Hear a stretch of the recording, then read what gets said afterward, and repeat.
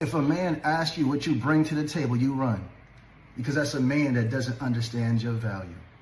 If a man comes into your life and he needs financial assistance, you run, because that's a man that's unable to provide for himself, so he can't provide for you or the children that you might give him.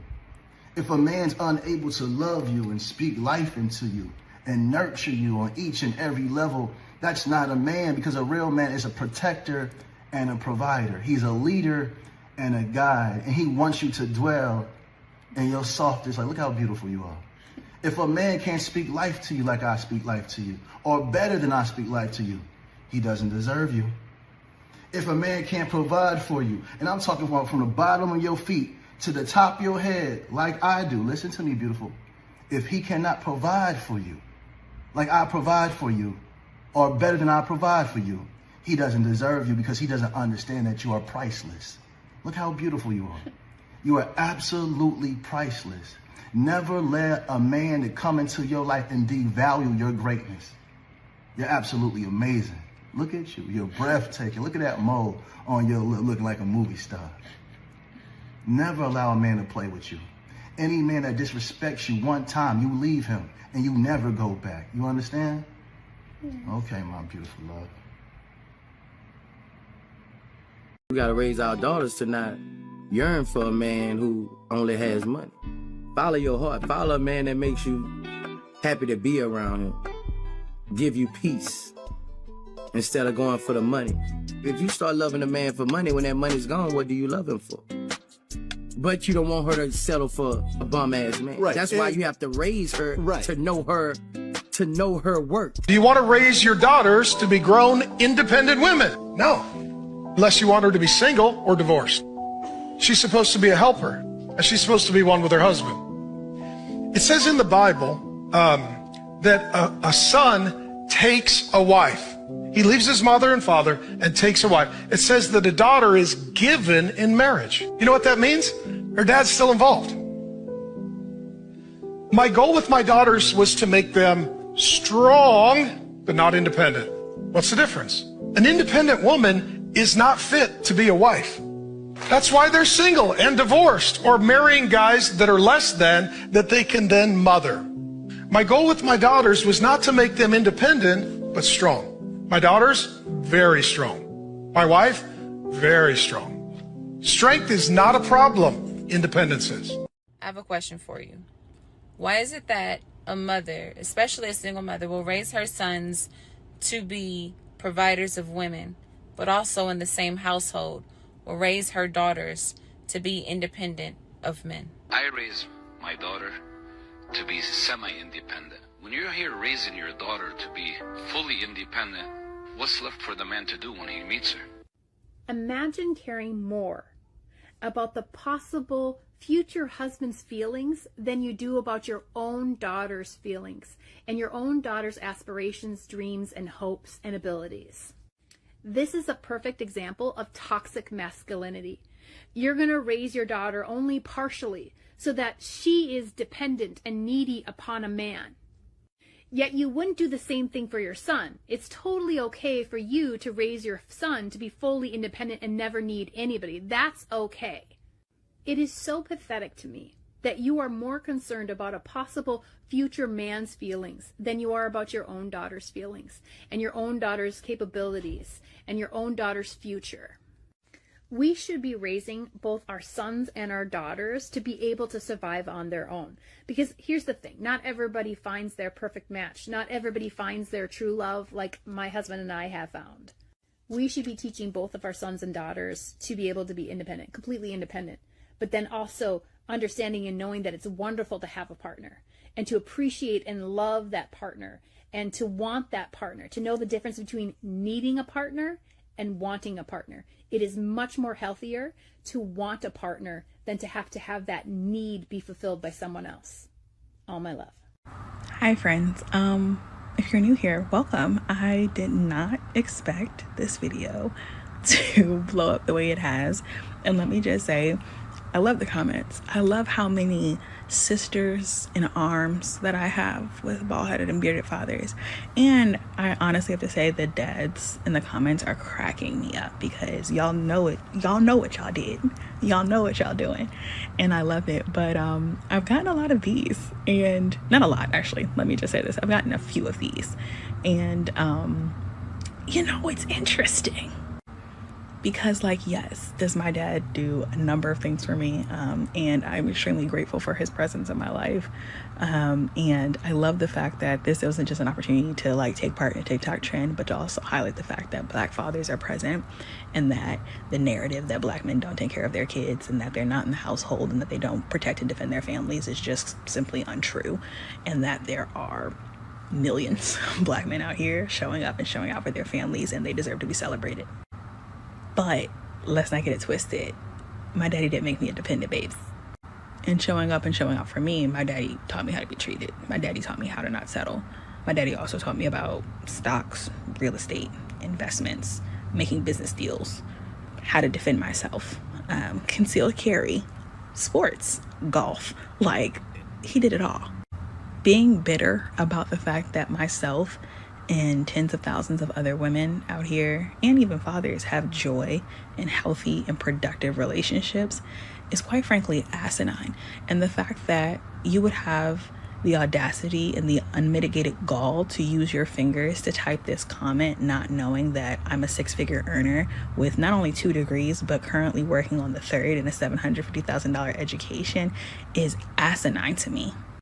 Look, if you have a bad relationship with your daddy wasn't there, if you're a father, a parent, whatever, I don't know who you are, who just chooses not to be present, that's your prerogative. But this comment is reflective of, I think, so many other unhealed people who are used to living in a hyper-independent space, where the idea of depending on someone else, or the idea of living in community with other people where certain people choose to pick up certain loads and carry them, is an unsafe reality for them. And quite frankly, that's a trauma response. That means you have taught yourself that you can't depend on anybody, so you shouldn't depend on anybody, and therefore the idea of someone else doing it is problematic to you. But babe, I'm not the abnormal one in the situation.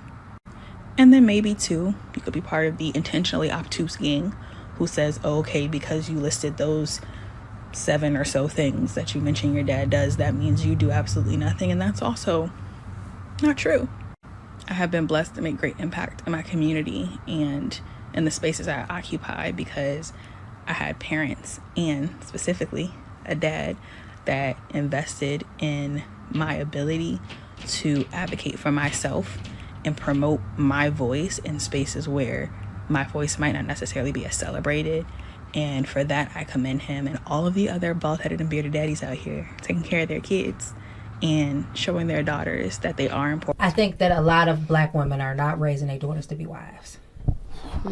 I think that it was not controversial at all. I think that it's the truth. A lot of single moms are not raising their daughters to be wives. They're raising their daughters to be alone. So on top of us trying to say just Black men have commitment issues, the women that they may or may not be trying to commit to feel like they don't need a man, because they didn't grow up seeing one, and they grew up hearing that you're supposed to be independent, you're supposed to do everything by yourself. So when you got independent women and men who don't want to commit, you're not going to have no marriages coming out of that. I don't even think it's a thing of men don't want to commit. What are we committing to? And you don't know how to treat me in this thing. Why am I committing to you when you're not going to treat me the way I should be treated? Because nobody taught you. But everybody look at being like, oh, how they deal with their mama, that'll show you how they deal with you. Where y'all daddies at to see how y'all interact with y'all daddy? To show how you would treat me. Why did daddy leave? But who taught the men how to be husbands? Hold on, let Maya get in here, because she's making all type of facial expressions over there. I've been agreeing up to that one statement. Who taught the men how to be a husband?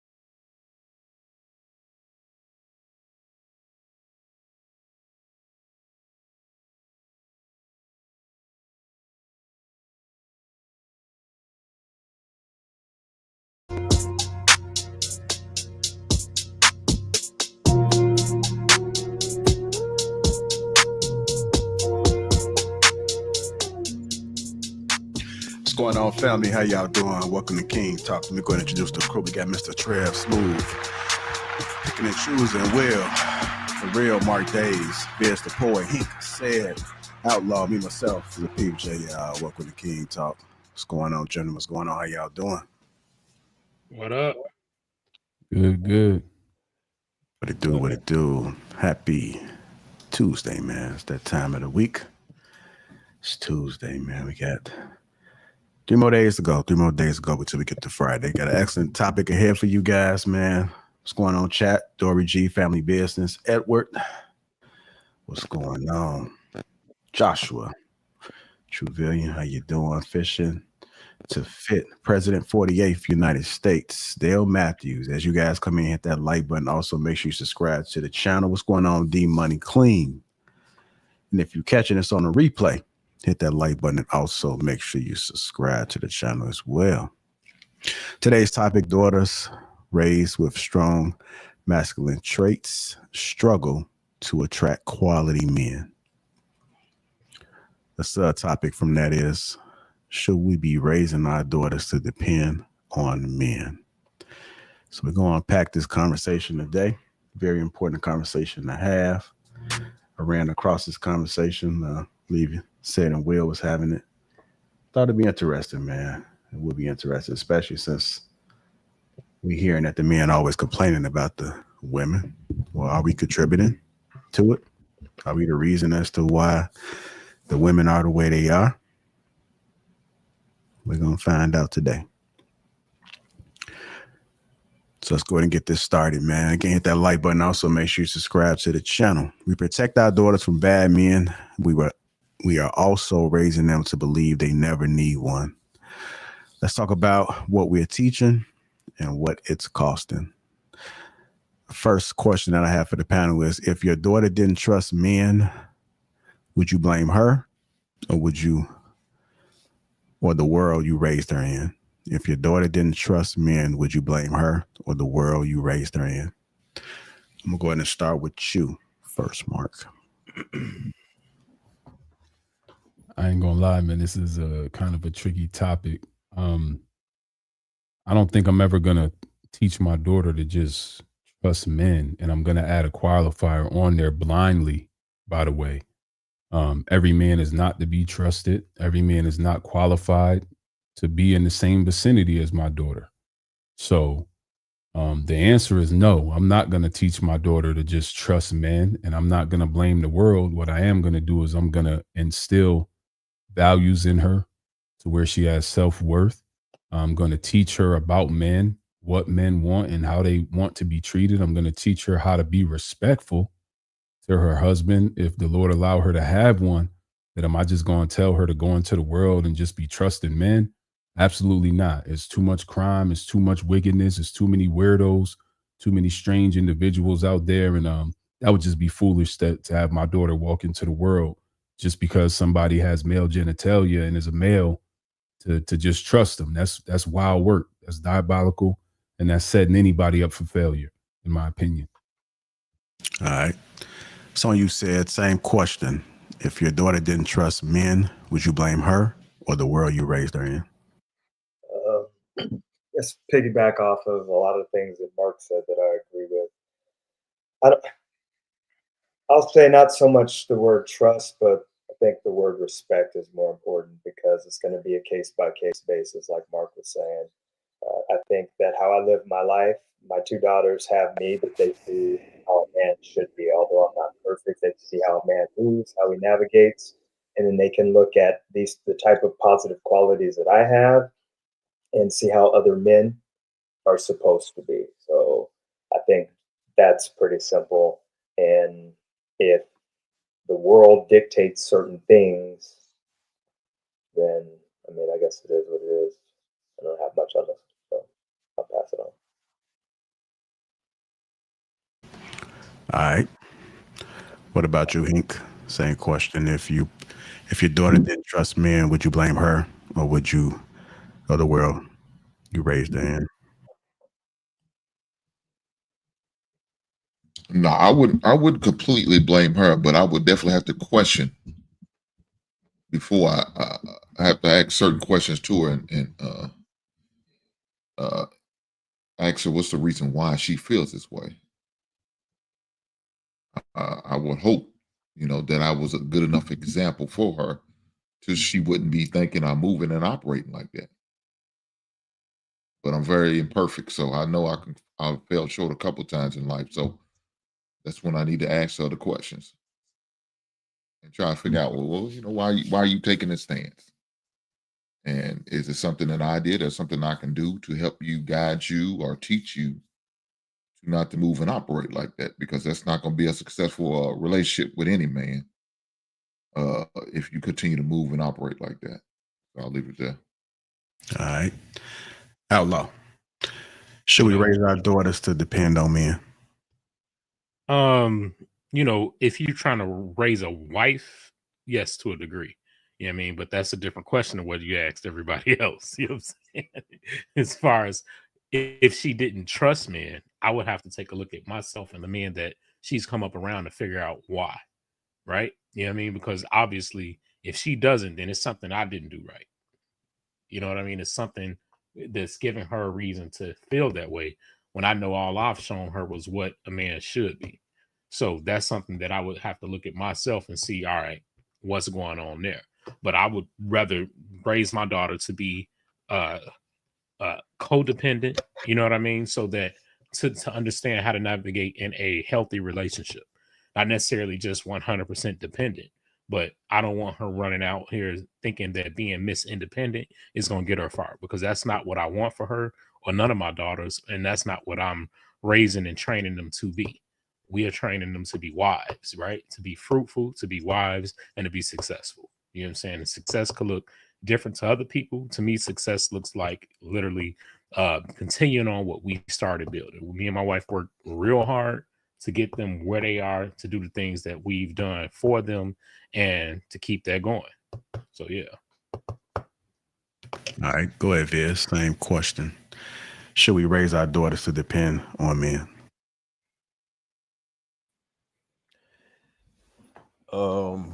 Yeah, I agree with Law. I think that is I would more so say to be codependent. I think with the way that society is going, and what's common now is a lot of people are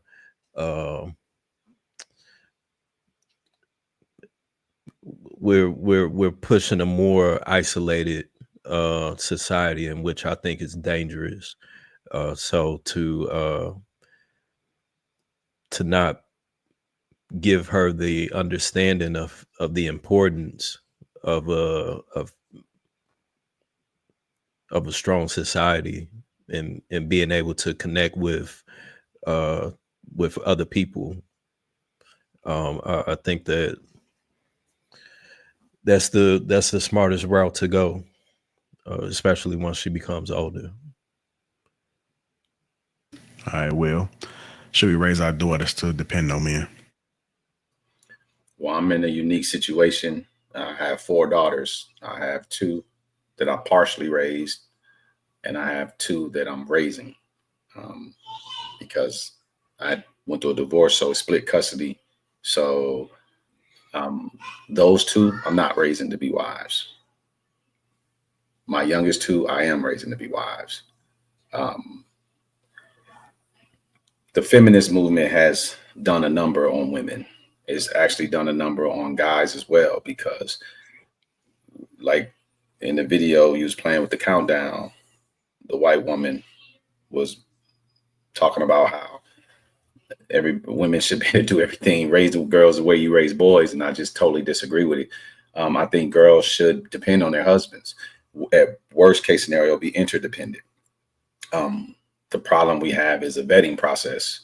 We have a problem with our vetting process, and young girls don't know what to look for in men, and boys don't know how to be men, because we're not raising them to be men.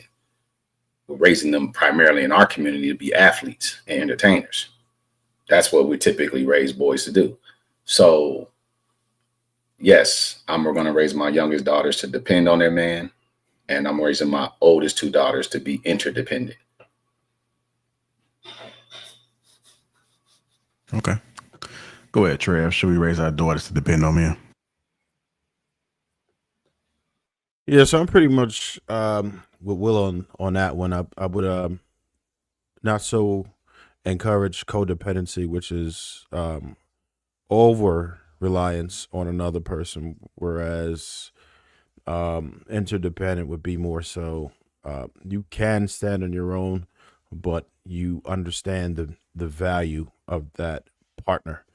So at the end of the day, right, when you're raising your daughter, shit happens. So you kind of have to prepare them as an individual to be able to do things. But she has to have that love and understanding, respect for what a man is and what a man provides, right?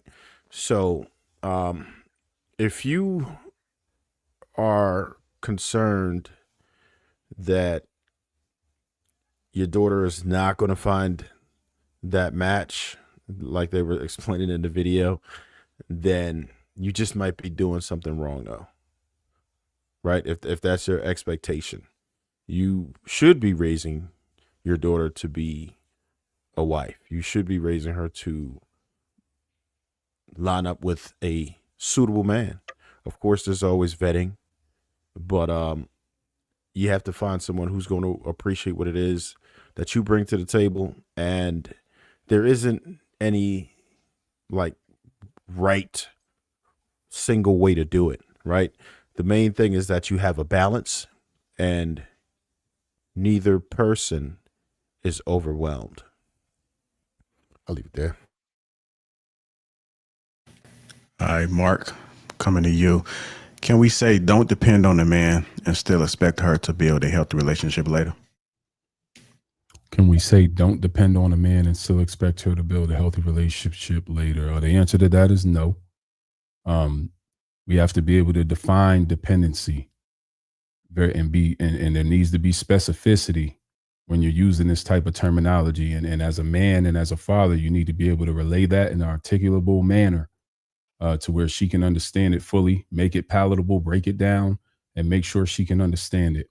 Because dependency, there's levels of dependency. You got people who are dependent on drugs and alcohol. We don't want that. What we want is cooperation, working in tandem with. That's what we mean when we're talking about dependency. We want her working in cooperation with her significant other, preferably, of course, spouse. So the answer to that is yes, within the confounds and the parameters that I just set. All right. This same question. Can we say don't depend on the man and still expect her to build a healthy relationship later?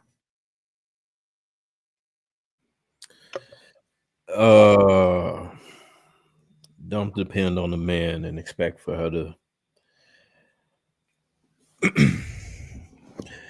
Yeah, I think I would have to agree with Mark on that. At the same time, I think that it varies on, I guess the other values that you instill into her, and also what you allow for her or to be exposed to. I mean, because I'm quite sure that you could express that to a woman or a young girl, and in the experiences that she goes through in life could potentially change that. But I think the safe answer would be in alignment with what Mark said. All right. What about you, Will? Can we say don't depend on the man and still expect her to build a healthy relationship later? Absolutely. She can have a great relationship with a cat or a dog. She can do her thing, be a cat lady. She can be a dog mom, and she could just live her life in complete chaos. Yeah. Depending on who she's trying to have a relationship with. But if she's trying to have a relationship with a bona fide man with some SOD in his life, that's structure, order, and decorum, hell no. Ain't no man trying to deal with an independent woman. Simps do. Suckers, panda bears, lames, betas. Yep. That's the recipe for those type of dudes. So at the end of the day, I mean, People act like there's no effect. There's a cause and effect. If you raise your daughters to be a particular way, she's tailor-made for particular outcomes. And people like to think you can raise them the way you raise, because nobody thinks the way they're raising is wrong. Everybody thinks that they're doing what's best for their kid. But at the end of the day, what determines how you raise your child is their outcomes. And most people don't want to be responsible for the outcomes. I'm thinking about the outcomes. And so I say, got to reverse engineer it. As a man who wants a wife, what do men who want wives want? And now we got a lot of suckers running around the internet talking about, I'm okay with my woman being strong and independent. I'm okay with my woman having a career, being a six-figure earner, and yada, yada, yada, having all these businesses and being on her hustle. What he's telling y'all is he's gay. He just won't say it. I'll stop there. Hey, so is it possible for a woman to be independent and also have the desire to be a wife? No. Oxymoron. No. Will and I, Viz, we've gone back and forth on this subject quite a few times on his live because of the balance. He has told me on several occasions that I'm raising my daughters up for failure. Was that the word you used that one day? Because I push certain things for my daughter, but I do, especially with my youngest, because I have more governance over her being younger, is I tell her to go get hers, but still be receptive for that man who may be coming. That's going to vet her and then her being in her role. But until then, I do teach my girls to strive and, be self-sufficient. Because what are they supposed to do in the interim? What's my 19-year-old supposed to do, fellas, until that man comes along? Just be worthless? So that's what I'm saying. For me, it's that conundrum of telling my daughters, pushing them to go get it, and then be available for that man to receive it. Question to you, said real quick. Is it possible for a woman to get a man and a husband before she's 20? Possible or probable? Which one do you want to go with? Possible is the question. Yes, it's possible. Okay. Is it possible for her to get a husband before she's 20 and the relationship lasts? Yes, my parents did it for about 30 years. So, although times have changed a lot and things can be pretty difficult for people that age to maintain consistency and commitment over the duration of their lives, it's still possible. But because we don't champion it, we don't encourage it, we don't train for it, that's why it doesn't happen. Now, is that because of the immediate circle that person would be in? Because I'm sure that's still a thing in certain circles or demographics. I think it's because of weak ass daddies.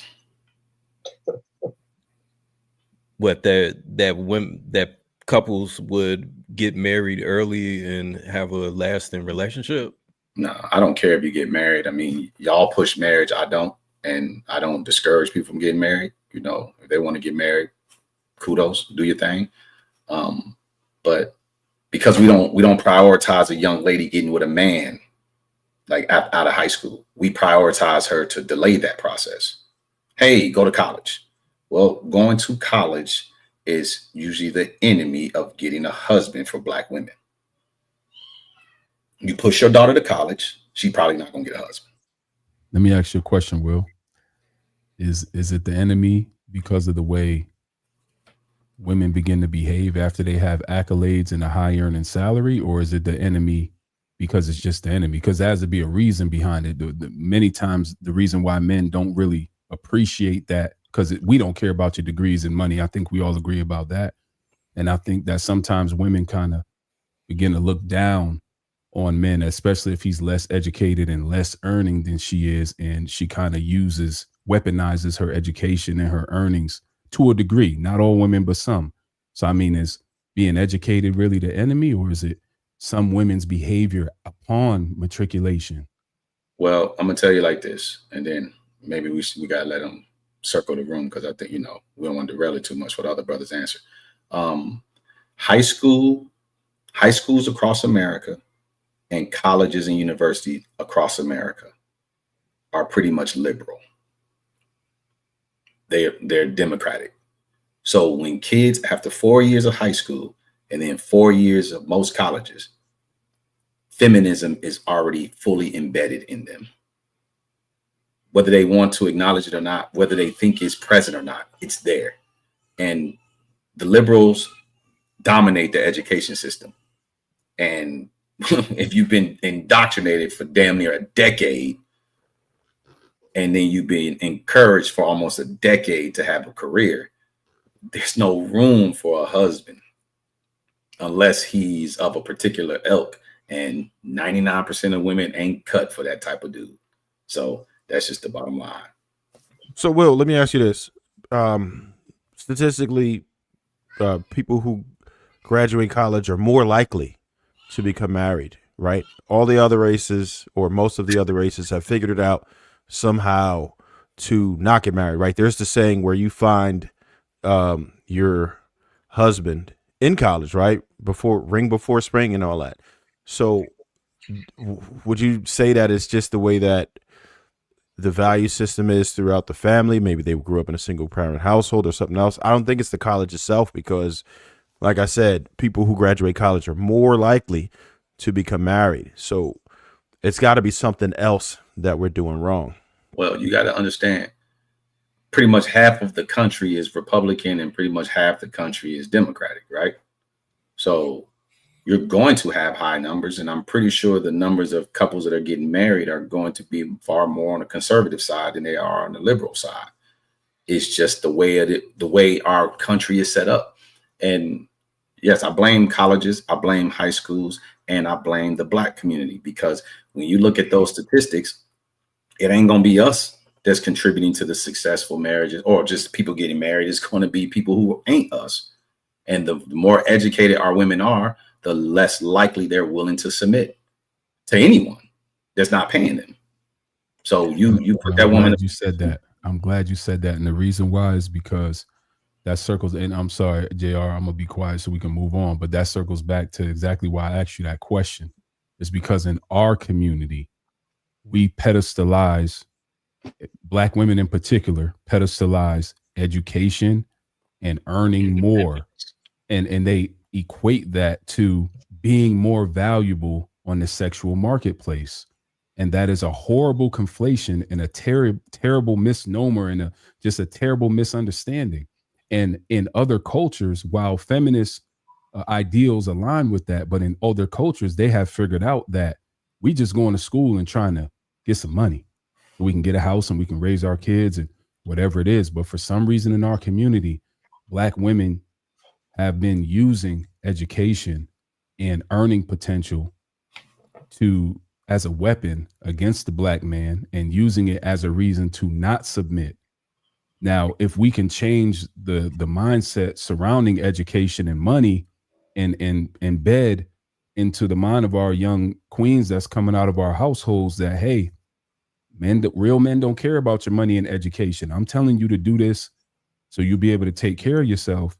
Then I think, we might have a better shot at producing some more cooperative women from our community. And that's just kind of my take on it.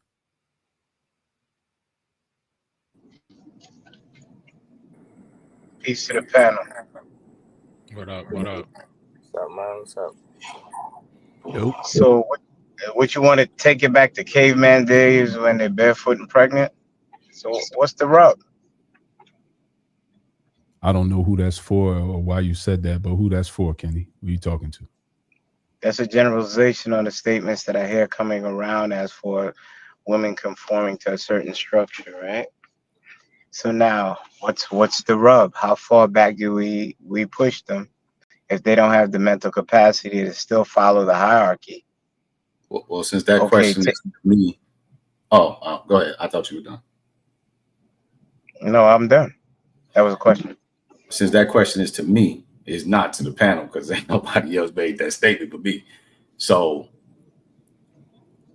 you gotta reverse engineer your logic.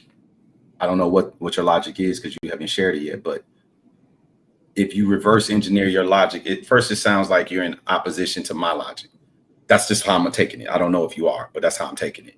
So if you're in opposition to my logic, I think it will be pursue college, push them into their careers, hot girl summer it, girls trip it, live your life, enjoy life, have your fun, find love in your late 20s, early 30s, like most women are trying to do these days. And if you're looking at how it's panning out, it's terrible results. But also, when you reverse engineer it, you got to ask these women, like, and you could explain to us because people love to challenge my perspective, but I would like to hear you roll out what that blueprint looks like for a young lady. In a perfect world, how would it go in your mind from graduating? Actually, you could either start at freshman year in high school or you could start at 18. Wherever you decide to start, I'm fine with it. But give us a little blueprint of what the next decade or two of her life looks like, if you can. You want a chronology? Okay. If you're starting from high school, you can't start from high school. You actually have to start from parenting. The parenting structure as for showing that the man is a necessary need, not a want. Then instructing as such education, but do not put that above the structure of the hierarchy. Then you would have to lean into to core values.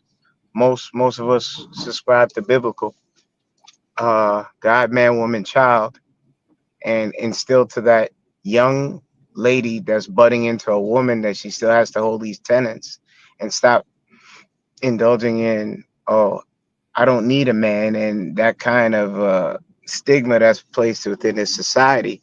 If a woman stays aligned to her core values, she will not be a lonely lady in her 40s and 50s entertaining young men to fill the blank spaces or being with a bunch of lonely women with animals. Those core values will stand, and that starts from the basic structure of the home. If you're telling your woman, your young ladies or your daughters that go out there and get it and F a man, if he can't measure up to you, that's where it starts, at the home front. You're instilling the wrong values into your daughters because they are dependent. They should be dependent. Because if you look at it micro to macro, when they're older, they ain't gonna have nobody there to wipe their ass or to care for them when they want someone to be dependent too. Well, I don't think you answered my question, but you did make a statement that they should be dependent. But it The sounds only like thing I didn't answer is I skipped high school. no, you didn't. You didn't give me any information that I can do anything with. So you mentioned one point. You said they should be dependent. When should that dependency kick in? At what age should a woman become dependent? Okay, so the information, if you chose to consume it properly, it starts at the home front where a woman understands her value in the hierarchy. Once you adhere to the hierarchy, or you are the helpmeet to your man. That means you are dependent to him. That's where it starts. If you just want to not see it, that's on you. I can skip the high school part to when there's a grown woman that understands that she adheres to those values and she carries that in her success for getting a man to cleave to and having a successful relationship. The percentages now skyrocket because now you're not putting a dollar value over core values as for what you need. And most of those women that grow old now, because they had a list of requirements which don't mean anything, because if they followed core values, the percentages of those would have somebody there, but they're not following that hierarchy. So now Joe Regular doesn't have a chance. So now when they're old and they're alone, I'm sorry, guys. I didn't hear age yet. When should that? hello, are you there?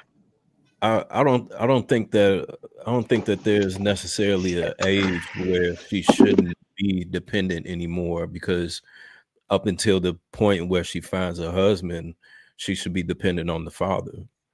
Right. But Biz, you got. So here's the problem with that, and it's not that I disagree with what you're saying. Yeah. I was asking, said, is it possible for a young girl to find her husband prior to the age of 20 or by the age of 20? Then I was met with opposition. Like, what do you want her barefoot and pregnant? Right? Or you want to push women back into the Stone Age, so to speak? So that then begged the question for me, okay, so how should that trajectory look?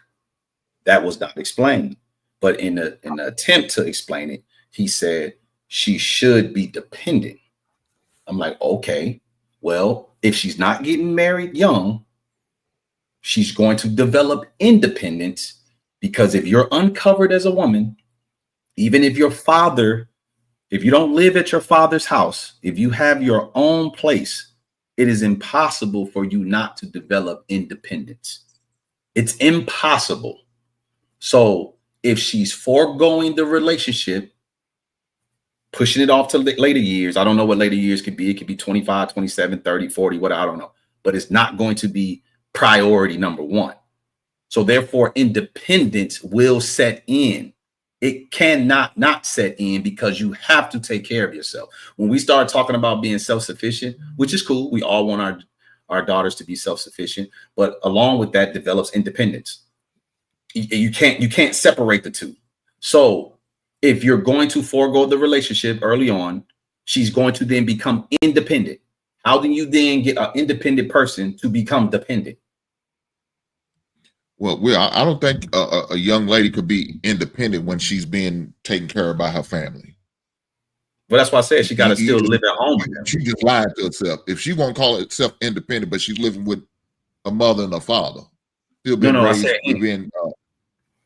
I said she has to stay home with them. If she graduates college and moves out on her own, she's not going to be a dependent person. Okay, I mean, I agree with that, but I'm talking about as far as in a situation, the example I would do, she would stay under our roof until that man comes and takes her away from me. So now, if you're talking about a 21-year-old woman, more than likely another 21-year-old young man is not going to be able to afford to take care of himself, barely, let alone to taking a wife. So are you okay with your daughters dating up as far as the age wise? Are you okay? Maybe say about a 10-year difference. Say she's 21 and he's 31. No, I'm not okay with a 10-year difference, but I was 21 taking care of my ex-wife. Now, I shouldn't have got married because I wasn't quite a man yet, but I was financially able to provide. There's a lot of 21-year-olds out here that can take care of their wives. Yeah, the average 2025, they can't do it. But they don't need to be with the average guy. But they don't need to be with the average guy. That's why you have to vet. So again, I understand what you're saying. So the average 21-year-old can't take care of himself. Right. And we won't want our daughters to marry the average 21-year-old. If she's going to get married to a 20, but more than likely your daughter's going to fall in love with the average 21-year-old. If you're not willing to let them. Go ahead, man. No, I'm sorry. You go ahead. What I'm saying is that your daughter's going to more than likely average be dating and entertain or being taken back by the average 21-year-old if you're not willing to let her date up. You know what I'm saying? If she don't know how to vet. Why y'all glossing over the vetting process? Like, if you leave her to her own devices, yeah, she's going to deal with her peers. Why wouldn't she deal with her peers? They're right there. About time she introduced you to vet her, she'd probably already sucked this dick, turned it up, and poked it out for everybody. And now she's starting to feel him. And now she's going to introduce him to them. Well, I'm gonna bring you over for Sunday dinner, and I want you to meet my father. Well, they probably about 6 months in by now. But hold on now. So now you're balling backwards. So wait. So the solution is just to get with an older man and then problem solve? Now, you still have to vet regardless of the older man or as a man the same age. Both times you got to vet. Right. So I mean, but if she got with the 31-year-old that you mentioned, she probably already sucked his dick too. What's the difference? And it's possible. That's possible. So, no, it's probable. No. If she's 21 and he's 31, that's probable. I agree with that. So if that's the case, at least you know financially he should be able to take care of her. Not the average black man. No, because you're talking about the average black 21-year-old. No. I said average 21-year-old man can't take care of himself, let alone a wife. And the average 31-year-old and the average 31-year-old makes $40,000 a year. He ain't doing that much better than the average 21-year-old. If at all better. Are great compared to 21 to 31. So how? The averages are still the averages. The average black man in America makes about $43,000 a year. Hopefully the man got some type of certification, some type of training, some type of trade, or some type of degree. So if he's the average man, he does not. You can't go with average 21-year-old, then try to use above average 31-year-old. That's why I said vet, right? If you're vetting, it doesn't matter if he's 21 to 51.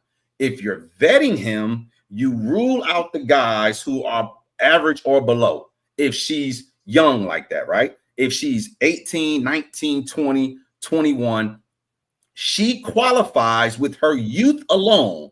She qualifies for a greater quality of man. That doesn't mean she's going to get them because they don't know how to vet. And they tend to deal with their peers when they don't know how to vet. You like who you are around. But because your father is not a part of the process, your father can't help weed these guys out or help develop a guy with potential. So that's not true. They don't deal with their peers because their peers are the same age as them. I don't know the high schools y'all went to. Y'all didn't see these your little junior, senior year of high school when these girls are dating with 25, 20 dudes on the college campuses.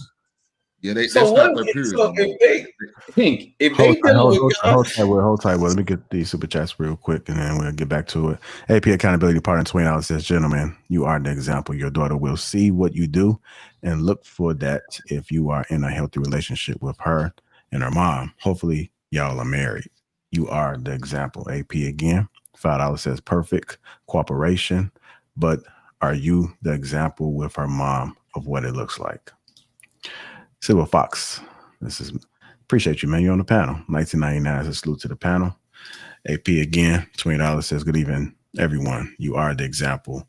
Are you teaching her to stay away from men like you, showing her how a husband behaves?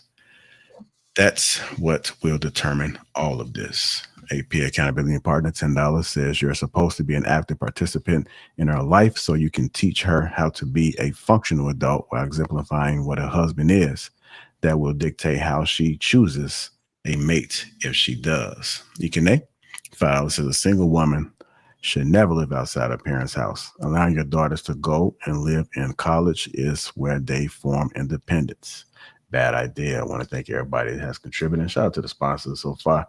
AP Accountability Partner. I did want to pose this question.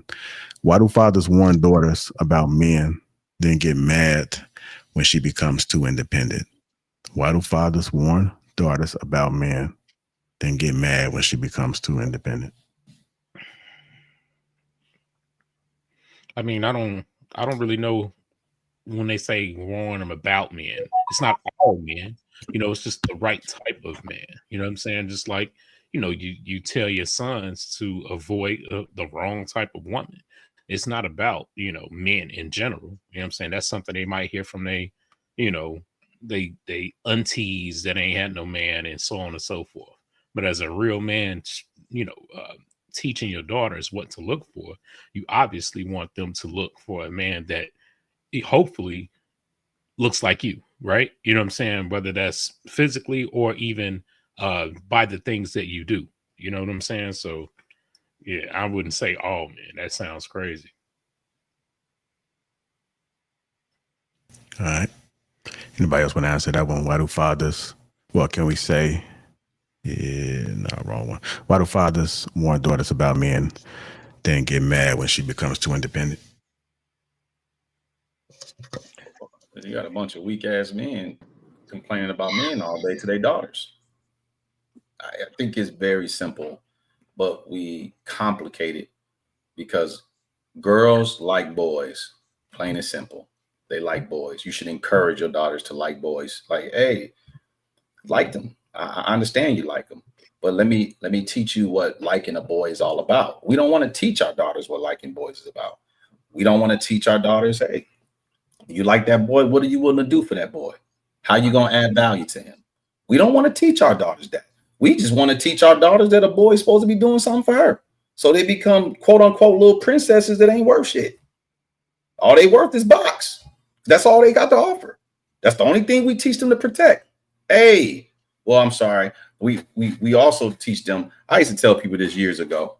It's funny how girls, and you tell girls do it because grown women do it. Losing ass women do it, right? They will freely give a man their heart to trample over, but they'll protect their vagina. I'm not going to sleep with you unless certain things are in order, but you can have this heart. You could destroy this heart. This heart don't mean nothing to me. Whatever you put on the pedestal, that's what men are going to prize. That's what men are going to worship and try to obtain. If girls say who I am as a person, my heart, my character is my prized possession, and for you to have my time is you having my character, you're having my heart, dudes will work for that. But that's not what they're working for. They're giving candy, chocolate, teddy bears to get in the draws, roses, flowers, and girls are like, oh. So at the end of the day, we got to teach girls that it's okay to like boys, but it has to be done in a proper way. And we don't have that proper way figured out as a community. I can tell y'all what I believe, but I'll just be up here rambling because most people will be thinking I'm full of hot air because nobody will tell their daughter to prioritize a boy. None of y'all on this panel will do it, I'm sure. And nobody in the chat room is going to do it. What do you mean by prioritizing a boy? Exactly what it says. Prioritize him. He is your lifeline. If he's not your lifeline, then you're your own lifeline. When you become your own lifeline, you are independent. Somebody's your lifeline. Either he's your lifeline, she's her own lifeline, or her parents are her lifeline. Now, we know in the Black community, the parents are not keeping their daughters at home to protect their chastity as best as they possibly can, even though she can sneak off and have sex on her own.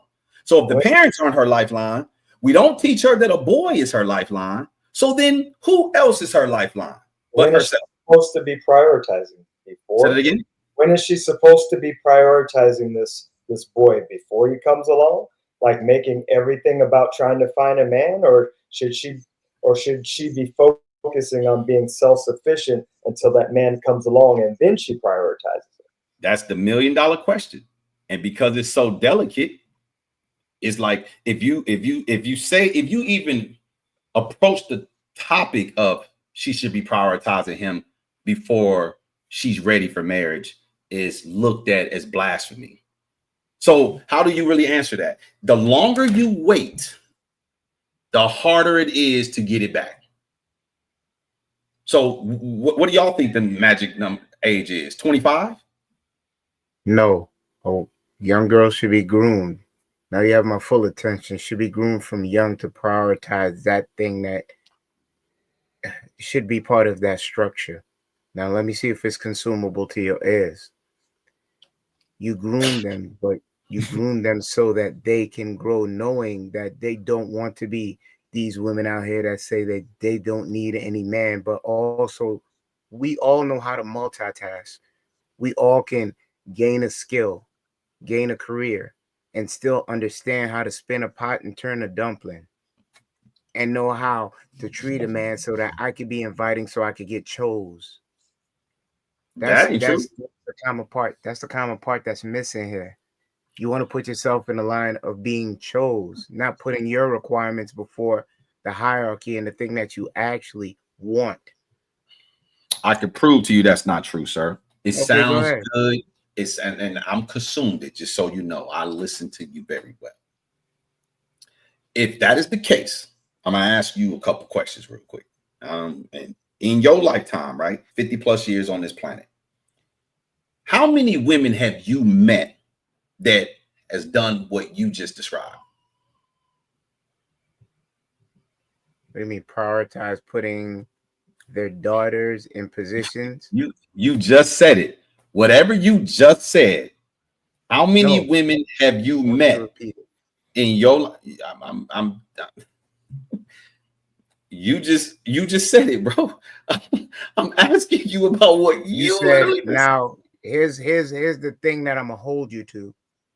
You said how many women have taught their daughters to do the exact things I said. That's not what I said. I asked you so how many of those women that you just described who can walk and chew bubble gum.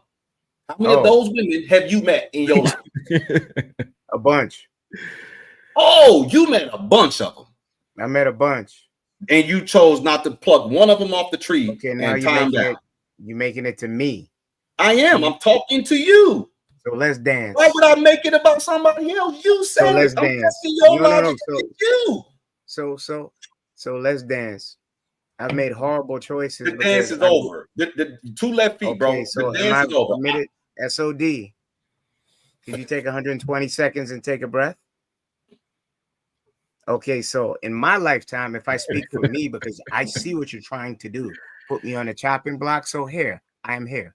So I've made a ton of bad decisions with women being very picky. But then I realized with therapy, I was in trauma, so I didn't know what a healthy thing looked like. So I always reverted to the unhealthy relationships. So if you're asking me, I met more than enough females that could have been my wife and mothers of my children, but I wasn't ready for that task because I was not a whole man. I was unhealed. So if that's the case, this is some bullshit, and you know it. Because if that was the case, the problem ain't the women. The problem, if you met all these women over your lifetime, then people are already doing what they need to do. The problem is the men, then, according to what you just said. The problem will not be the women, because in your 52 plus years on this planet, you've met a bunch of these women, and it's always been you as the problem. So the problem would then be, we should probably not look at the women. We should really look at the dudes. Will, that's not far fetched though, because I mean, okay, Viz, may I respond to him? Not to cut you real quick. Go ahead. If I was whole and healed, and I had a woman, I would teach my daughter the values of my West Indian heritage, where a woman should know how to. Okay, so that's bro. No, but because here's the thing. Look. We can all talk about what we could do if we could rewind. I finish my thought? Thank you. So now I have a lot of healthy structure within my family around me, but I didn't fit that archetype where I've watched them train their daughters from young to be able to, as Trevor, no spin a pot and turn a dumpling. So that could be inviting to a man, and they also work. They know how to multitask, and those relationships are highly successful because you ain't gonna tell me the percentages of a woman that knows how to keep a house, be humble, cook a nice meal. Shout out to Said, he likes a nice meal, and also treat a man. The percentages don't go higher that you are kept, not discarded with the 304s and the ones that always got that gimme and want syndrome in their mouth. So being that you use me, I wasn't fit. So God didn't put me in a position where I could be fruitful there. And my days aren't over. That's why I'm working on myself now. Wait, oh shit. So, but no, Will, I think that point isn't far fetched. I'm pretty sure that we can all, aside from Outlaw, because he been with his wife since he been in high school or whatever. But I'm sure that we can all agree, well, in yourself, I'm sure that we can all agree that we messed up a good thing that we had because we was young and dumb. So I mean, I'm gonna be one of these exception to the rule Negroes like y'all. Not me. See now, if I was to open up and I say that because, and I'm not the oldest on the panel, but I know at some point in time, purity class was a thing that women went through, right? And purity class was something that taught women how to one day become a wife, of how to abstain and be abstinent and have the value, understand the value of themselves and their virginity, right? Where was this? Is this figurative or is this actual? No, this purity is factual. Who? I've never heard of purity class. I sure didn't send my daughters to no purity class. My sisters didn't go to purity class. I got 3 sisters. None of them went to purity class. I got 4 daughters. 2 of have not gone to 2 of that are older have not gone to purity class. Where does this happen? Are they married? No. Man, Wait, that might wait. So purity class happens after marriage? No, it happens before marriage. Yeah. So when does it happen? Like, where does this take place? Where is this location? It typically what's the curriculum? Typically happens in church. It used to, I want to say, happen in some schools at some point. Church ain't what it used to be. So well, yeah, of course, but that goes back to my point of when we were younger. You know what I'm saying? We dealt with a different caliber of women compared to now, to where, of course, the 304 culture is more prominent, to where back then it was more valued. But we're talking about right now, gentlemen. We can't talk about today and use antiquated ideologies that don't exist anymore. Antiquated processes that don't exist anymore. Are you bugging? I'm bugging. So what? So tell me, in the last from 2000 to 2025, are these purity classes still taking place? Yeah. Yeah. Okay. Yeah. You gentlemen know about purity classes? Am I the only ignorant one on the panel? Yeah, girls are groomed in the South to be debutantes and also conduct themselves as ladies. And I will. Well, where the hoes coming from?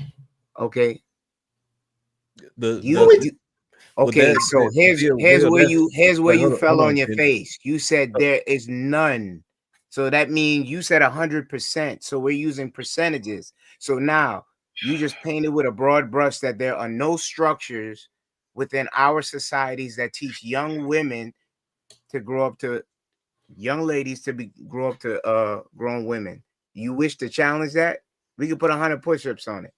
Bro, listen, you don't want to challenge me in anything because you might. No, I be. do. No, you don't. You think way too much of yourselves, and you wear white. No, sir. I know way too much about myself. I'm gonna ask you another very simple question. We'll see if you can answer it this time. Very simple question, and I'm not trying to be condescending at all. No, you are. I'd like to get. Okay, it's funny when people want to be condescending, they lead with it. Sir, I wouldn't preface that I'm not trying to be condescending because I understand how it can be received. You can't help it. Okay, well, now I am being condescending. Nigga, you don't know shit. I know. So I don't. As soon as I ask you one question, you can't answer the questions. I'm glad. I don't even know why you directed your attention to me, because you don't want these virtual hands. You don't want them. They just too much for you. You got a glass chin. Last time I checked, I was the dude that had 1,000 hours in the ring. You, not you. You're a big mouth. I'll buy the ring. Okay, so. Yeah, here come. I don't want to be a contestant. I don't want to be a contestant in the ring, sir. Okay, that's not how I'm built. Money talk. So I'm gonna show SOD said. I got. And my 2 brothers got to exercise some SOD on JR's live. Why don't you 2 brothers hold your breath for 120 seconds? That's how you were supposed to say it, Kenny. You didn't do it right. Mark has been wanting to get in here. Will, I need you to hold your breath for 120 seconds. KP, I need you to hold your breath for 120 seconds. I jump in and say, I don't remember purity class. Like I've never seen that, but I think Kenny's point is right. It was us. Well, in my experience, I ran into women that was good women, but I wasn't ready at that time either for those women. So I've maintained this whole time since I've been on the platform that there are good women out there, and that when you moving in the right energy and the right spirit, you attract them. And I think what Kenny was speaking to was that attraction. If he wasn't in that right space, then he wouldn't attract them. That's why I maintain, like, if you single and you in the right headspace, I think you're gonna run into good women. So I really do. topic? Why are we talking about this then? Because that's the topic. Hello? That's not the topic. The topic is about women. For our children. We're talking. We're talking of if women are currently doing what's right, which I'm not saying they are. I'm not saying they're not. This is obviously the topic. If y'all fumbling the bag, Marcus, because he was creme de la creme and he had his pick of the litter and he didn't settle down early on. Kenny was traumatized and had issues demons he was dealing with, but y'all was running to all these good women, then obviously people are doing what they're supposed to do by girls, and girls are got it figured out. And we the ain't shit niggas that is the problem. So why we on this ain't shit nigga? You the one that got it wrong. You clearly was the ain't shit nigga. You said it yourself, bro. You the one that alienated your big child that you showed false leadership for, and you coming up here talking other stuff to other people. You are such a fraud. You got it right the second time. So you can't come up here and admonish nobody on doing it the right way when you fell dead flat on your face. You are unsuccessful in your first marriage. That's why you scared to get married now to the woman that you've given all them kids to. That's your lottery ticket. You's a sucker. Perfect. So is this me exposing your pain? So perfect. Laughing at your pain. So you're going to expose mine? Was this coming full circle now? No, we've been waiting on this for a few weeks. Wait, gentlemen. Anything I said there was factual. Really? It was factual. Find a lie in it. Huh? Find a lie in it. You're so butthurt. You make so much money, but you got to make whole lives about people that put foot to ankle in your ass. You supposed to be the greatest. What? I'm still $1,000 if they beat you in a battle, a debate battle. Don't you have better things to do with your money? Uplift communities, help young boys. Counsel people rather than being. You think I'm just about money? So wouldn't that be a whole asshole on a live? You think I'm just about money? So wouldn't that be par for the course? No, because every time I box you in the corner, you bring up a dollar value and said it was right there. Because when I put my dignity before $1, you said I make more and I trumped you with it. So wait. Last time I checked, Steve Jobs had all the money in the world and he would have gave that up to live one day more. So your dollars don't mean nothing. What are you doing with it rather than harassing men and playing the mental gymnastics? Wait a second. Guess what I'm doing? Guess what I'm doing? I'm doing what a lot of broken men that grew up in trauma don't do. They have a mouthpiece and someone that says, I'm going through that. And he stands for something rather than an asshole that stands up there and trying to admonish men for their accomplishments and the things that they do for this country just to feed a need. How are you so butthurt that you make 3-4 lives about me? That means I really rented space in your head. If you doing that on the whole IG with your little minions, wait. I thought you was emotionally. I should we get back on topic, guys. Thank you, JR. Clean up an aisle for. I was waiting. Hey, JR. Hey, go ahead and switch the topic. I'm not gonna respond to that. I was waiting for that. Thank you, Kenny. I appreciate it, sir.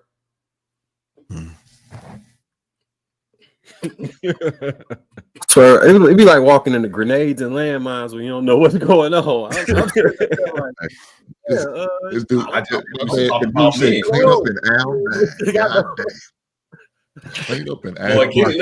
Kenny when I got that whiteboard, he was writing, he was connecting. I'm gonna say this, and I'm gonna say this, and wait. Nah. And if you try to interrupt me, then I'm gonna go here, and I'm gonna block you go here, and I'm gonna cut. I done told everybody I done saw you. We're going to get back on track, Kenny.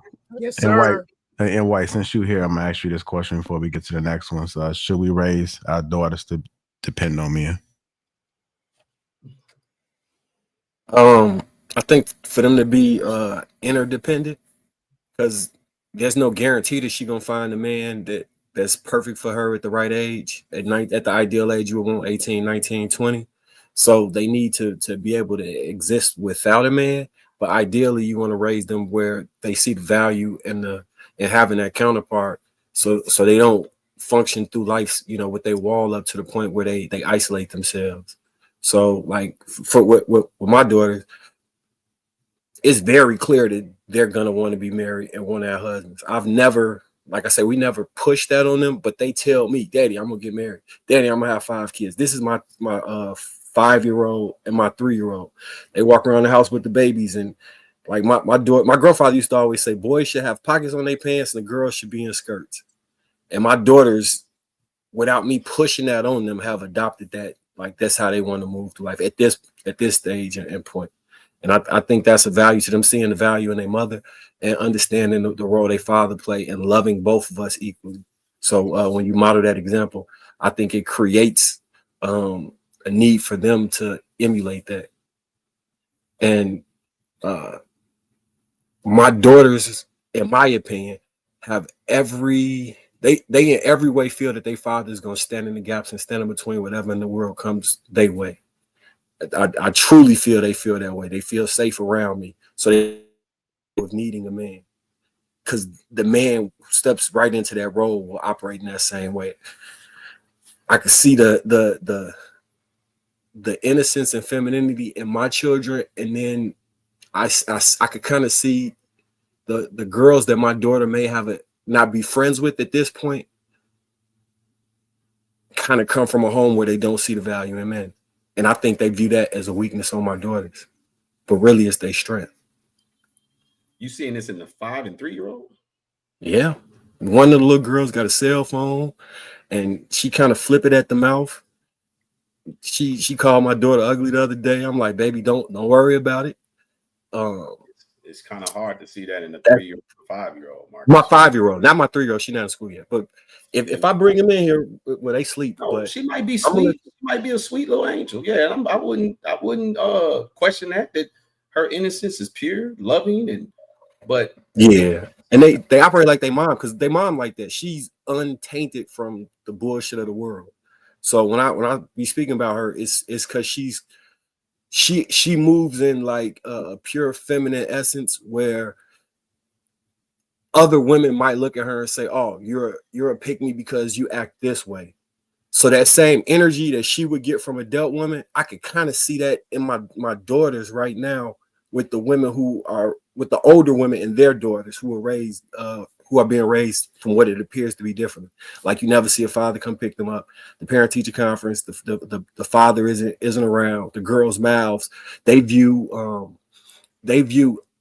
arguing and talking back and acting in a way as strength and power that my children don't operate in at all, to the point that I'm having to explain to my oldest daughter, hey, that's just that girl is she's going through some things. You're gonna have to understand that not everybody has the same upbringing as you, and her calling you ugly or her having an issue with you, it's not about you. It's something that she going through, and you just gonna have to understand that you was blessed to have examples and a father that loves you, and not everybody has that. You may not understand it yet, but it's gonna get clearer and clearer as the days go by. So I got a question for you, Mark. Can I jump in real quick? Go ahead. All right. So Will, I kind of get your point, all right? And Marcus just helped you make it. And I dig it. Just how you said that there's probably likely parents that are doing a horrible job at raising their children and raising their daughters to be wives, right? So it's going to be especially hard for us as parents, even if we, raise them in the way we think that they should. You got to damn near do a perfect job in order for them to find somebody who you see them suitable for, right? Because there's so much trash out here. That's what the reports are, that it's there are people, you can find it, right? But it's not going to be easy.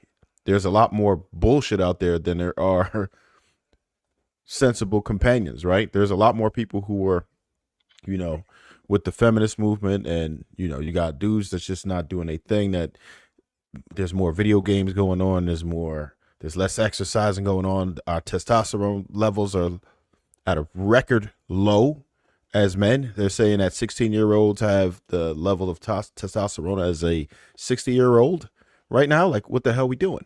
So it's a lot we have to look out for. It's not as easy as we make it seem. And I'm not saying that I think that any of you are going to do it, but most of us are going to fail at that shit, unfortunately, right? Marriage rates are saying that they're not going in the opposite direction, right? They're not getting much better. They're still bad, right? Half of people fail, and even the ones that do fail, that don't technically fail, they're still miserable. So I get the point. It's gonna be very difficult. So there's a lot of work that we have to do as parents to make sure that not only that they are suitable, that they're going to be able to find someone who's suitable. Well, here's what I was about to ask Marcus, because Marcus is like the perfect specimen for this question. You're a little bit ahead of me, right? You're behind me and ahead of me at the same time, because you're behind me with my oldest two. But I'm not raising my oldest two to be wives because they live in a split household. So there's no way that I could just have that influence when they have so much more influence coming from their mom's side. And she's a feminist. My woman is not a feminist. And my youngest two live under my covering. So I'm able to instill that in them, but they're younger than yours. So if you're raising your daughters this way, and if your daughters naturally have this inclination to be submissive or feminine or however you describe them, at what age do you think they should prioritize a commitment with a man? I think between 18 and 21. That's ideally what I want. Right out the gate. So would you encourage them if there was a suitor, Mm-hmm. they hit 18, they had a suitor, could you describe what that looks like ideally his age, and would you still want your kids to go to college while being with him, or how does that look? How does the next from 18 to 25, what does that look like for your daughters in a perfect world? So in a perfect world, I want my daughter, when graduating high school, moving on to college, to have tried to select a man that was just graduating college. So the senior that year who was on his trajectory or had 1 year within his career field or path. And in doing so, because I think men after like between 24 and 25 is when you start stepping into manhood, and all of the stuff from before that point kind of falls by the wayside. And if you're on a trajectory where your life is kind of set up where you're moving forward in a way where you can attempt, like, I'm not saying my daughter needs to find a rich man or a man that's wealthy, and I do want them to go to college though. I do want them to go to college, but the man should already be on this trajectory. So he's in a position where he understands some of the pitfalls that she'll navigate through in college, and he can help navigate her in that way. And he's looking. So when I was the same age as girls, when I was dating, besides the fact that I was playing around up until I got, to my latter part of my 20s, the time clock thing was also an issue. So no matter how much I loved you and wanted to be with you, I wasn't ready to have kids at 25 with a 25-year-old right away. So I needed more years. I waited till I was a little more established and older before I started having my kids. So that don't put my daughter on the shot clock if she dating somebody her age, and it take him another 5 years to mature, and she want to start having kids at 25, but he not ready to 30. That knock off a nice percentage of her time. You know what I'm saying? Mm-hmm.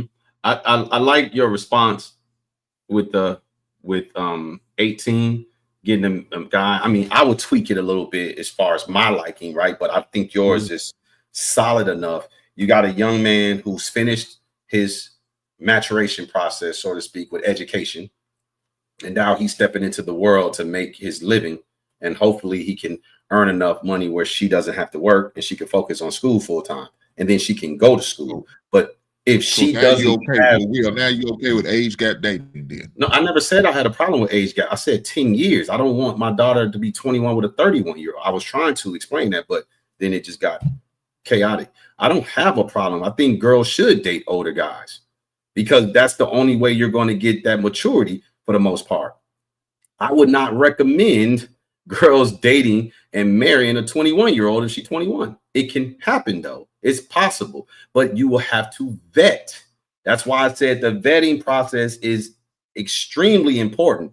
If you leave it up to her, she's going to date the guys that are her peers, because but then it got crazy because you mentioned high school juniors dating 25-year-olds. So I just don't understand how a high school junior can date a 25-year-old, then she gonna settle for a 21-year-old when she's 21. that didn't compute to me. And I was trying to challenge you on that. If I think the girls who are dating 25, like 21, 22, 23 and plus years old when they was in high school, I think those girls bona fide hoes when they graduate. I don't think they get married. I think they're ran through, they're washed. That's me personally. So if the other thing I was gonna say, Will, but right now, what Marcus was saying was he's okay between 18 and 21 as far as his daughter, and he prefer a man to be graduating established. So now he's 23, 24, 25 years old. You talk about an 8-year difference. What's 2 more years? No, bro. Listen, first of all, I would not want my 18-year-old daughter with no 28-year-old man. I wouldn't. I just wouldn't. He's too far. That's too big of a gap. I think 10 years. Listen, there's a lot of girls dating 10-year older men. Men in our community tend to die before women.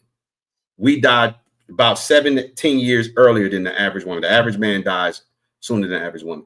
If you get a guy who is that far your senior, that lifespan together is going to be shortened. I'm not a fan of that. If y'all okay with that, hey, to each their own. I'm not gonna tell y'all what to teach y'all daughters. I would never encourage my daughter to get with a guy 10 years older than her. So the other sound like you said you agree with Marcus. He was talking about an 8-year difference. He was talking about a 4-year gap. No, he wasn't. He said his daughter 18. A guy just graduated college. He said if it's 18-year-old daughter, right? His 18-year-old daughter deals with a graduate. He might have graduated when he's 23, 24. You said what? They graduate typically at 22. Why are you adding 2 years to try to put you? I think we kind of move on from that. I think the idea is that I don't think nobody was really thinking about the number when Marcus said that. I think it's kind of safe to say 5 to 7 years. People seem to be pretty cool about it. Yeah. Like to Will's point, I think 10 is just extreme. I say 5. One more point. I just want to add this one point real quick. So I'm teaching my daughter to trust my decision making and that I got her best interest at heart right now through logical reasoning. So when she does something, instead of just punishing her, I'm explaining why, showing her what's gonna happen. So when it happens, she can say, "My daddy told me that." I want to build up enough. My daddy told me that before she gets to the point where when she starts dating, she trusts my word. Like my daddy said this, and the third. Where if I'm wrong, she's just gonna ride out my wrongness because I've been right so much in her life. So that way I can help when it comes to these men. Because to y'all point, when a woman meet a man that she wants, it's real clear that you fighting a lot of factors: her hormones, the amount she like to do, all the things that can attract her and pull her away from what I understand those exist. But I just want to build enough. Well, I'm actively working on that. So when I'm speaking to her now about how she creates, we had a whole thing today about good decisions, bad decisions, and the consequences of those decisions. And I'm having her explain to me why it was a bad decision, not just punish her. So then she'll come ask me, "Daddy, is it a good decision, bad decision if I have Oreos?" Now it's you can have one Oreo if you wouldn't have done this, but because you did this, now your bad decision has a consequence. So you don't get this tablet, you don't get this for the next 2 days. And so I really want, it may seem basic, but not everybody, I don't think, really takes the time to discuss and get the logic of their child together and while building the trust. So they really feel like, I could trust my dad. Like I really, really could trust my dad. Most people are at work and their kids go to school and they get indoctrinated. I'm trying to tell y'all, these schools indoctrinate kids. When your kids are at home with you, you indoctrinate your kids. So I think that's a good question. Let's get Outlaw in there too. If the kids are at school, how do you take the Marcus approach? Man, one thing you have to do is make sure you are talking to your kids. Like it's almost like I interrogate them about what the school day was. You know what I mean? Because they will definitely fill your kids with a lot of bullshit.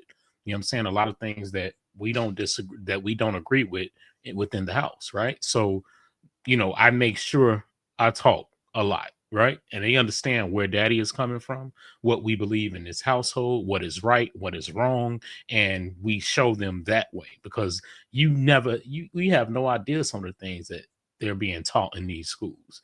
Even some of the teachers discussing their personal lives can really warp your child's brain. You know what I mean? So that's something that, again, I always have to I meet my kids' teachers. You know what I'm saying? I want to know what's their life about, what they got going on, and the bullshit that they telling them, because you'll be blindsided if you don't. You know what I mean? And that's really the only thing that you can do, is really try and reverse indoctrinate them. You know what I'm saying? Like, you have to try and like dispel it. Go ahead, Marcus. I think another thing with law, every time I see your wife, she got your daughter with her. I don't know your kid that well. At least one of them. Yeah, right. That's probably the youngest one, right? That's probably the youngest one. It depends. I got them in each age group. You know what I'm saying? I got To a me, grown one, I got a like they're 15 and a mirroring 10. your wife at this point. Like they're following her to the point where when they have, because they don't look like they being held hostage. Like, oh, I wish I could go someplace. Right. It looked like they enjoying their time with their mom, and she their real role model. Like every time I see him, it's one of the kids with her. Like, and they, they with her. Marcus, they supposed to be looking like some prisoners of war. Man, Joe, when kids don't want to be with the parents. They're supposed to be looking like when you see them. You can just see the trust that they got. Yeah, but the thing about it, if you're that worried about the curriculum at the schools, then I teach it all the time. Homeschool your kids. You have access to homeschool your kids. If you still don't feel like you can homeschool your kids, look here in the state of Kentucky, the curriculum is online, so you can know what your kids are learning. Join the PTSA, so you can be involved and engage with the school and what they're teaching. Now, what a teacher outside of the curriculum, what they're doing, well, she's wrong. If I was you, I will report her if she's teaching your child stuff outside the curricula of what they're not supposed to be teaching. You have to be involved. Like I agree with what Law said. You have to interrogate your kids. You got to ask your kids. You make sure you engage your kids. You make sure you do drive-bys. That's what I did with my son. That's what I did with my daughter. I don't just leave them to their own vices. That's some bullshit. Even if you do agree with the curriculum, I don't think that whoever their peers that they're being influenced by is going to play a much larger role than what the curriculum is at the school. So I personally think the best approach to that is, like Law said, Marcus said, one, having the conversation with them. Two, what if they do have a cell phone, what's in their algorithm? What type of music are they listening to? What type of TV shows are they watching? How are they dressing? Are they coming home in different clothes, or their clothes look different? Does it look like they changing clothes? Like all of those little things really shows who is influencing this child. But once you disconnect from that and you're not paying attention to that, then you can have the best curriculum in the world. You can send them to Catholic school. It could be whatever, right? It could be the best setup. But if their peers that they're choosing to be influenced by, then that's going to deter everything. And I got another question for the panel. If she doesn't need your money, how else do you bring value? If she doesn't need your money, how else do you bring value? Personality. You know what I'm saying? That's easy. If she don't need your money, now we could be for real. Yeah, stability, safety. I mean, I think it's a lot more to it than just money. I think money is just a cop out. It's an easy cop out to make up in areas that a person may be lacking. A motherfucker could be filthy rich and still get a divorce. You know what I'm saying? The money don't mean nothing if you don't, like Law said, have a personality, know how to lead, have some type of structure to yourself, discipline, these basic essential pillars, as Will talked about, that men should have. If you don't have those things, then the money ain't shit. You know, I wonder if that question is weighted in the wrong direction, JR, because it's like, as a man, I'm not too sure if I want my son going through life wondering how he's going to bring value to a woman. That's kind of a tricky situation, because now you're getting distracted. Now your focus is in the wrong area. I would hope that by the time my sons leave my house, that I've instilled in them enough virtue and enough values and enough substance that it would be apparent to a woman that when they see them walk in the room, or if they observe them from afar, because a lot of times women watch you and you don't even know, that they would see that they're men of virtue and men of valor and men of honor and men of value. So I'm not too sure, you know, if that question is fair, because I don't think I would want my son walking around with that on the top of his mind, trying to bring value to a woman. I think that would kind of nudge him off his purpose and put him on the wrong trajectory. So that's a little bit shaky for me, bro. I ain't gonna cap.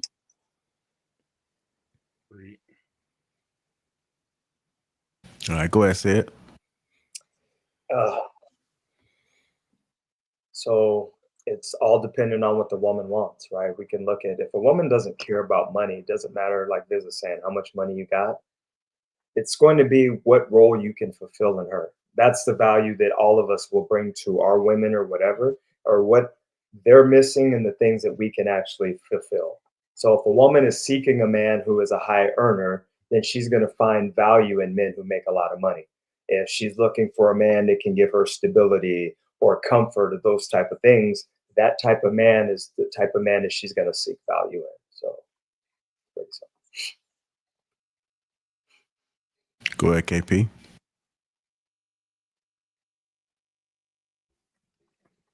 I concur to what Seth just said. I'm trying to simmer down, got me some ice cream, trying to show SOD, so I will pass on to the next man. What's SOD? Structure, order, and decorum. My rhetoric is flowing through these niggas' veins. Our rhetoric. Oh, sir, that's I coined that phrase, sir. I coined that phrase.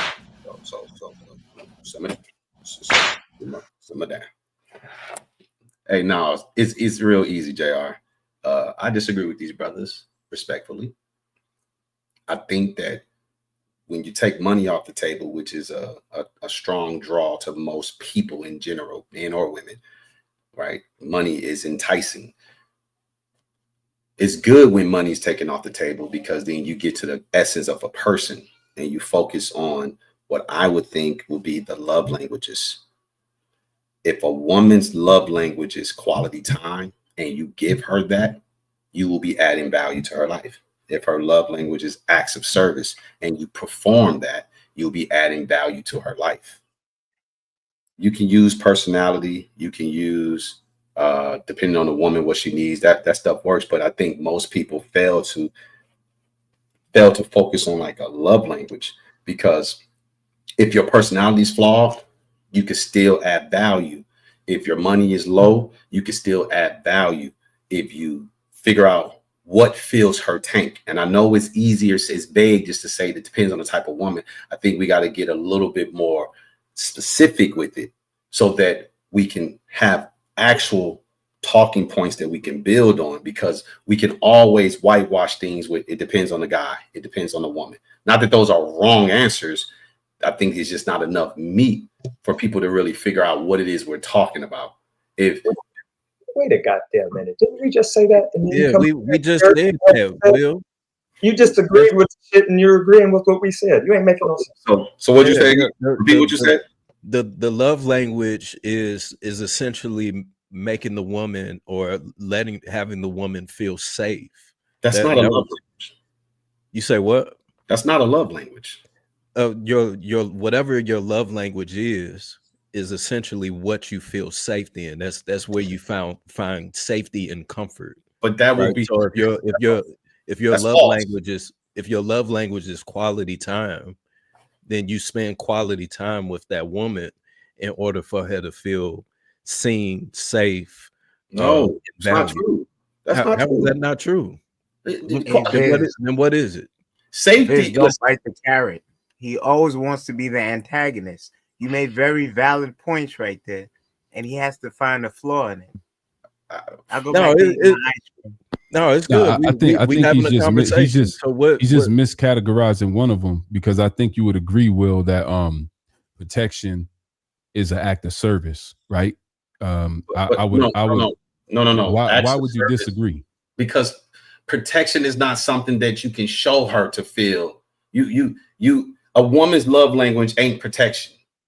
All women want to be protected. Women are not out here saying, I'm okay with you not protecting me. Every woman wants to be protected. You can protect, every last one of us can protect the woman in our life and still not feel her love tank. Because protection is not a love language.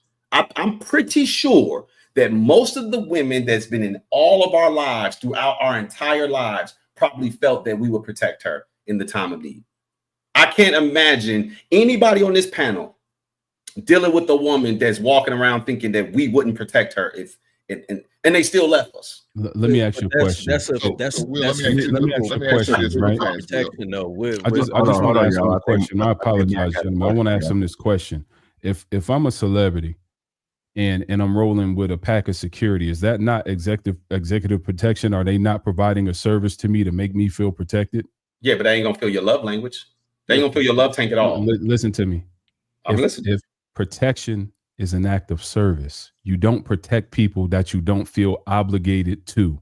Women may want, hold on, brother. Women may want protection. That does not mean they're going to get it. They need to have a man in their life who's willing to provide that service. Do we agree on that? So no. So are you telling me that your bargaining chip for a woman to be with you is protection, as so she should feel loved because you are protecting her?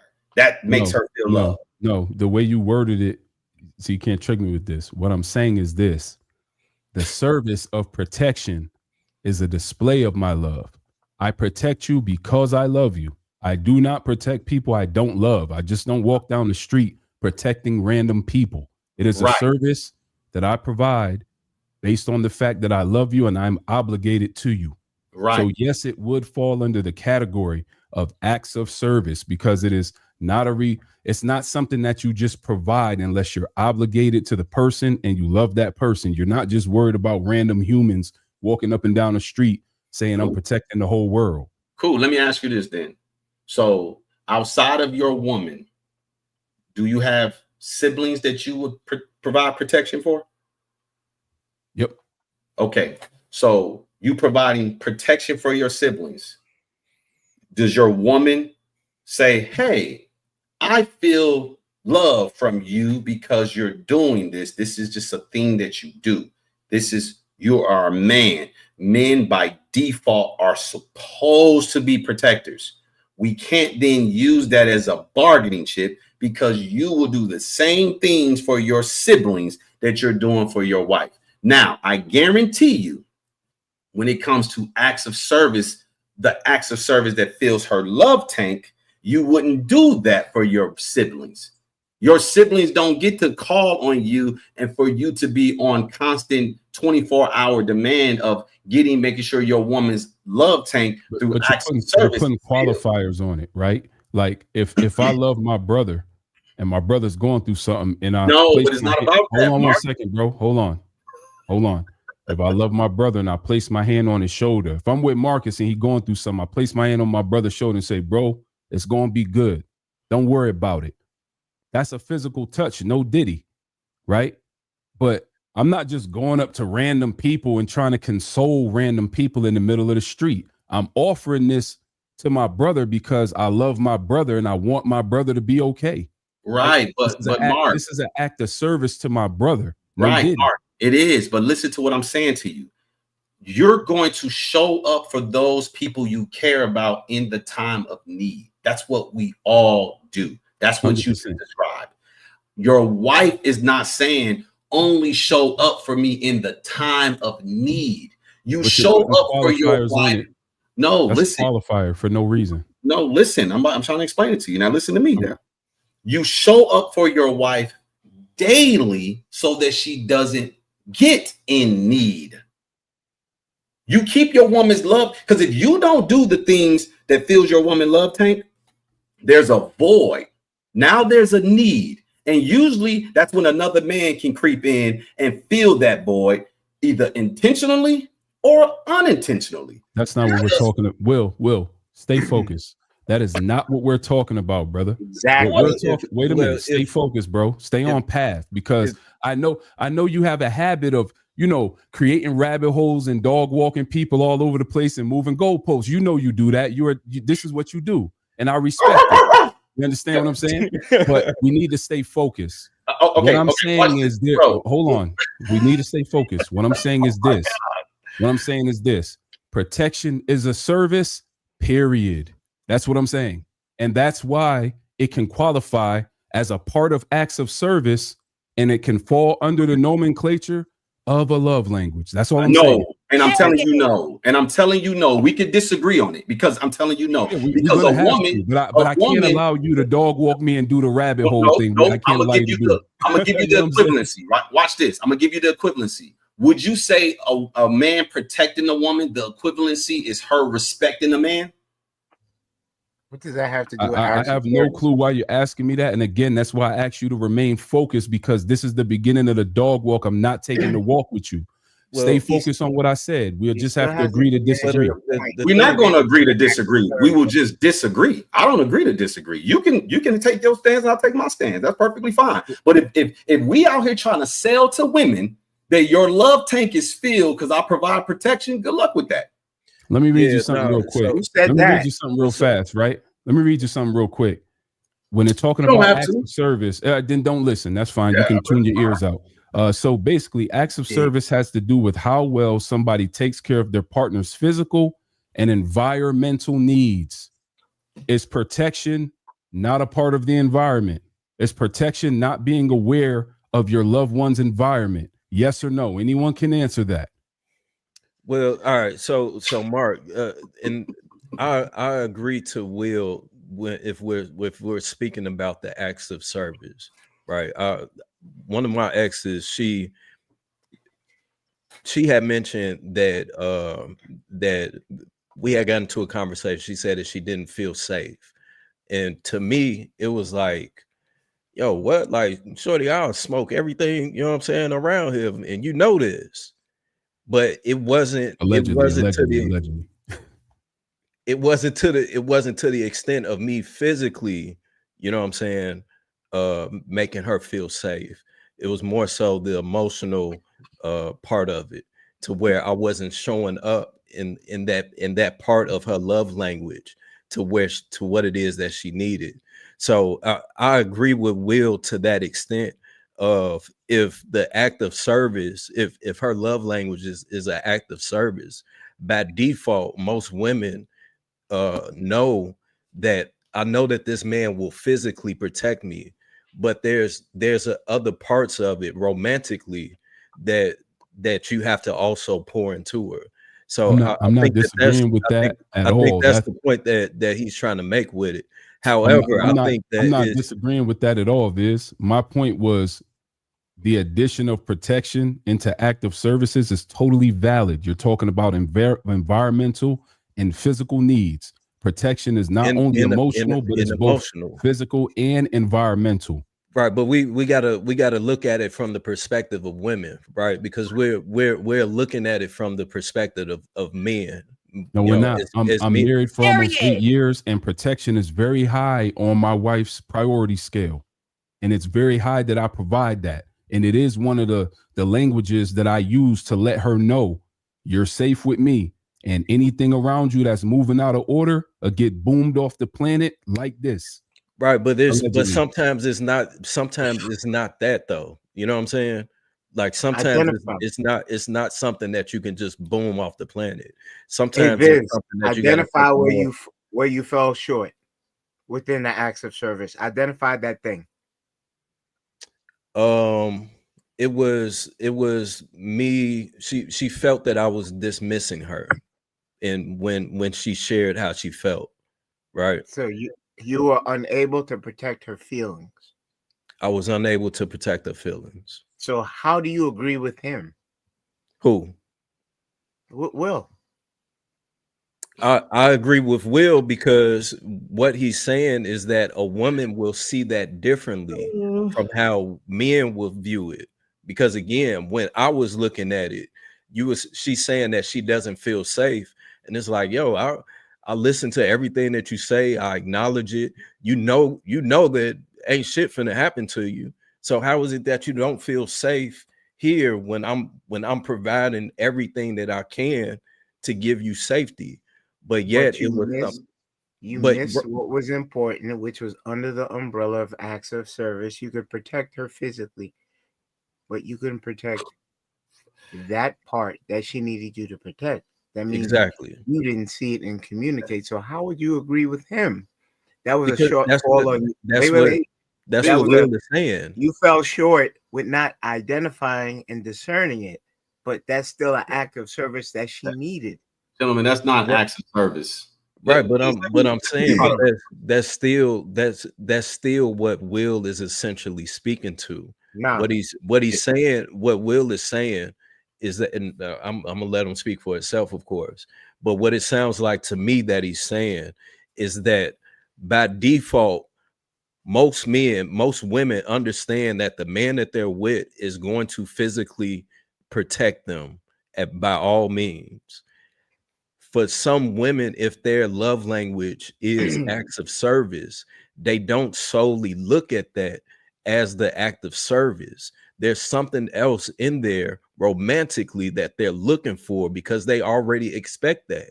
Right, They already know that here's that's where there. So it's something else. this is where it's getting mischaracterized, and this is why I warn against rabbit holes and staying focused. I said it can be added, and it qualifies as an act of service. I never said it was solely. I never tried to isolate it in any way and say that was the act of service. I said protection, because it's pertaining to physical and environmental needs. It could also include emotional. It can also include mental. I said adding physical protection under the nomenclature, acts of service, is totally valid. That's what I said, bro. I never said it was isolated and that was the standout part of acts of service. It's pertaining to anything actionable, acts of service. I serve my wife in that way with that action, and it's totally valid to protect her physical and environmental needs. For me to add that in there, totally valid, nothing wrong with that. But I'm not negating anything you said. You're all right. But I'm just saying it's totally valid to add that. That was my only point. And I would tell y'all that, again, when people talk about the 5 love languages, it's about filling a woman's love tank. These are acts of service that you can do on a regular basis. I think most of our women and the women we've dated in the past are of the mind that we would protect them if danger was to approach them. They're not walking around with a filled love tank, because we will provide physical protection and dub it as you're making an assumption, bro. Bro, hold on. You're making an assumption. I'm not making an assumption. I'm talking about acts of service. If you let me finish, you can challenge it if you disagree. Yeah, go ahead, brother. An act of service is something that you do on a regular basis. It's an actionable thing, like you said, that you do on a regular basis that she can identify, and is something more than likely she has verbally communicated it with you, so that you know that this is meeting the mark for her. No pun intended. You cannot walk around in your mind thinking, oh, I protect my woman. I ain't did nothing for her all day, all week, all month, but she knows it's my job to protect. So therefore, she is good. I'm meeting the acts of service. That does not work. To be impact with this again, real quick. Again, I have to hold on 1 second. I just got to clarify again. I never said any of that. You're putting additional qualifier. See, what you are is you are a verbal carpenter. You like to do a lot of framing, and I don't fall into that. Again, I have to make it clear what I said. I said that physical protection is more than valid to be listed under acts of service for the reason that it's actionable and it's pertaining to physical and environmental needs. Okay. Now, at any point in your relationship, go ahead and retract your protection from your woman and see how quickly her love tank goes to zero. See how fast that happens. Okay, If you go ahead and take, hold on one second. Hold on one second. Hold on one second, right? Because, I had to wait for you. So again, I'm going to repeat that. And this is to all gentlemen out there. Go ahead and take that away. Make her at any moment feel like you won't protect her in a physical capacity and see how fast her love tank dips to zero. I'm glad you added that caveat. One moment, brother. I'm almost done. That again, staying focused on exactly what I said, not going where you're going. That again is why I said the protection component can definitely fall under acts of service and can qualify under the acts of services as a love language. And that's totally valid. I don't see how anyone can refute that. It's nuts. I'm glad you said, this is the last thing I'll say, and I ain't got nothing else to say about it. I'm glad you added that last piece of make it known to her, because I was going to tell every brother in here, yeah, go ahead and remove your protection from your woman. She won't even know. She won't even know until the situation calls for it. I can make a declaration with myself that I'm no longer protecting my woman, and she will not be made aware of that until the time calls for me to protect her, and I don't do it.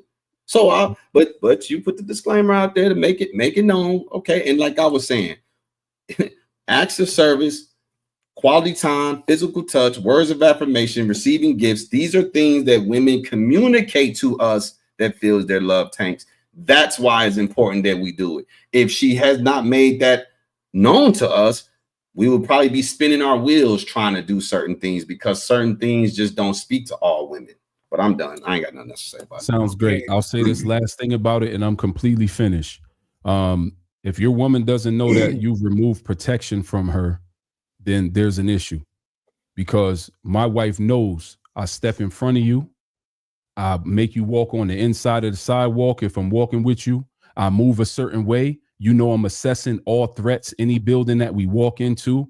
I sit with my back to the wall so I can watch the door when we're in the restaurant. There are very specific things and tactics that I utilize that my wife is aware of that shows I am grooming this environment for your protection. I'm assessing the threat level of any environment that I'm in to ensure maximum protection for you. Not saying I'm perfect at it. I'm not a Navy SEAL or nothing like that, but she knows the physical things that I do wherever I go. And she look and she see what it is, and she appreciates that.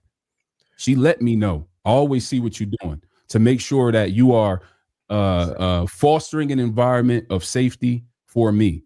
And if that stops, it will be noticed and it will be a problem. So I don't know how you move. I can't speak for you, bruh, but I can speak for myself. So you can roll your eyes, you can put your hand over your mouth, you could put your hat on your forehead, whatever you want to do, gang. But the facts remain the facts. And to misnomer that and say that it can't be in that acts of service category is a little bit wild to me. That was my only point. I believe it can go in there, and it should go in there. And I'm finished, man. I appreciate the back and forth, gang. Yeah, I'm gonna just say this, and we can move on from the topic, because I guess we are kind of like doing a circle jerk, no homo. But I think everything that you just pointed out, it was still the physical aspect. You can't no homo that with that inference. Hold on. That was crazy. I ain't going for all this. That was nuts. What y'all do? No Diddy, you do the pause like, come on, man. Like, what's the difference? That was crazy work. Porn industry or something, man. You can't say let me hit it from the back, man. No homo. Right. I Like circle jerk is all I homo, feel like you ain't giving no type of mental protection right now. It's some bullshit, Viz. Yeah, I don't feel safe, gang. I think the only thing though with that, That's Mark, bullshit. I agree with all of that, and I feel like that's by default, right? But most women, if they're looking for protection, that's not the protection that they're necessarily looking for. you know what I'm saying, or that they're expecting on another level. That's by default, especially as men that do what we do, you know what I'm saying. So I think that's the more so the point that he's trying to point out, that it's more than just the physical protection of it.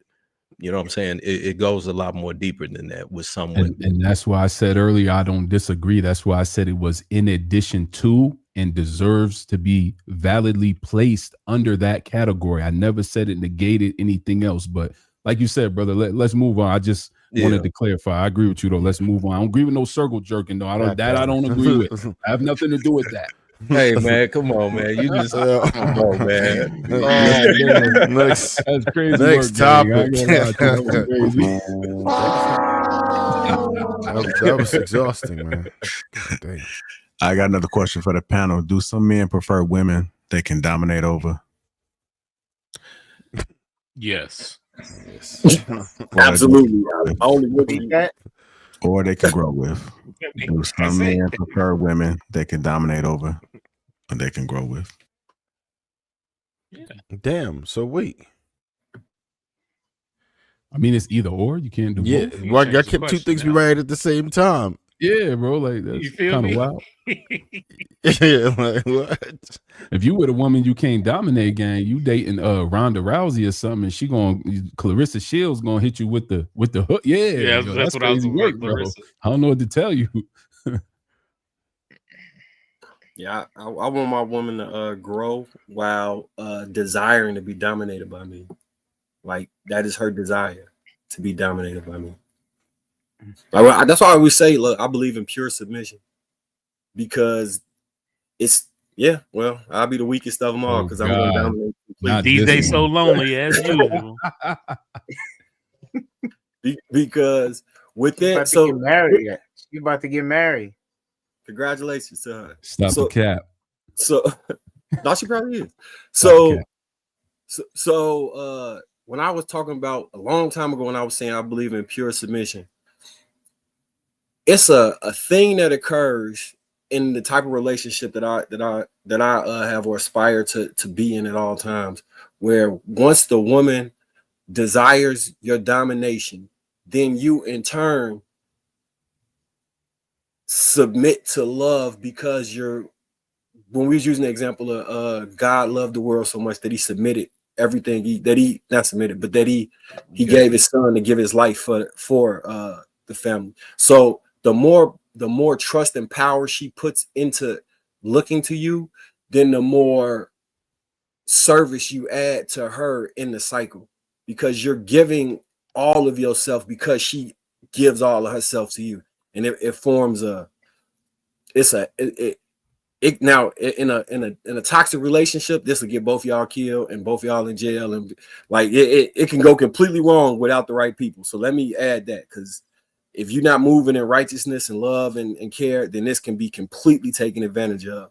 But in a situation where you actually trying to stand in the gaps and do right by the woman in your life, a woman that wants to like go back and forth with me, my personality type in a relationship would end that relationship, because I'm just not going to deal with that type of energy, and you'll never get me to do anything, because I'll cut my nose off to spite my face in them scenarios. But a woman that's giving her all to me will then make me say, hey, let me make sure I'm taking care of her properly, so in that regard she can get some type of control, because through no control she will have complete control, if that makes sense. And submission. Yeah, that makes perfect sense. Perfect sense. Yeah, I don't know if there's a woman that doesn't want to be dominated. I think that the word can easily be misconstrued to where it'd be something negative. But I mean, that a woman that's being submissive, she's open to that man, her man, being dominant over her.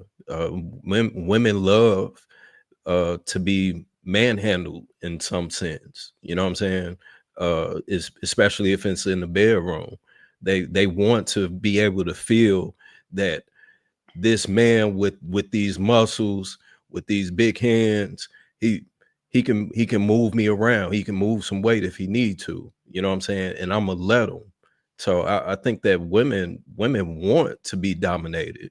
Now, if they see you as a weak man, then of course that's going to be the opposite. But I think that physically, emotionally, and mentally, they want that because it's a stimulation for them. I think the problem we're having is we are lightening the word dominating, right? Like once you are dominating, you are stripping them of autonomy. And to say that there's women that you don't know a woman that doesn't want to be dominated, shit. All you gotta do is look online, man. They all out here. These women, you can see in the comments, there's a couple trolls Not who all, though. won't go No, away, bro. right? Like they do not all want to be dominated. Even They do even not those all want to be women, dominated. Not the No, even they lonely those ones, don't. the women want to be dominated, bro. They're just spiteful or bitter. You know what I'm saying? No, They're but they putting on don't want to be dominated. You can ask them and they'll tell you they don't want to be dominated. Unless now you're saying that they're just going to say they don't want to be dominated, but truly do. I don't believe that. There are some women who don't want to be dominated, like the ones Marcus said he would repel, right? There are those women that just have that energy where they Right, feel but like they it's should dominate, and they use the word partner and shit like that. These type of women don't want to be dominated. well, Hey, no, Trev, I Trev, think real quick, even look in at that case though, I think even in that case though, the man that Marcus isn't the man that would work for them. They want a man that's going to go back and forth with them in the sense to where they now feel dominated by him. You know what I'm saying? so I'm gonna intentionally trigger you so that we can go back and forth and go through this whole thing. So I think that even if they do still say that, it's in their nature to want to feel that, and they're just going to look for the man that's going to deliver that to them. And there's Yeah, but just there's a some lot. men that won't do it. There's a lot of I people who think go against nature, though. there's two parts to this. So as you guys were talking, I looked it up.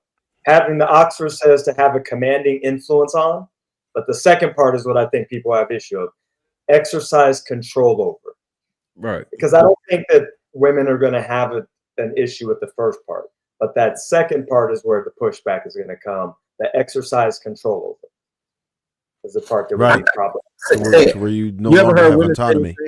you can't tell me what to do unless you can tell me what to do, then you can tell me what to do?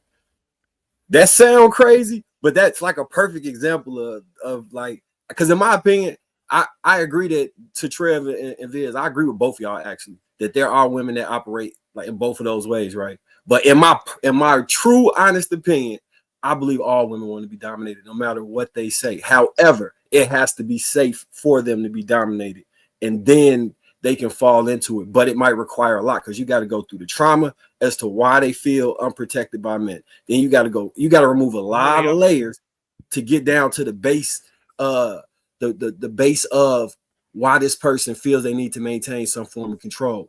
And it comes probably from them being hurt in some way or some form by the men in their life or the parental figure or one of those things. Once you remove that layer and then they see that they could be safe with you, then they can allow you to fully dominate them, but it's going to require a lot more depending on what that person has been through.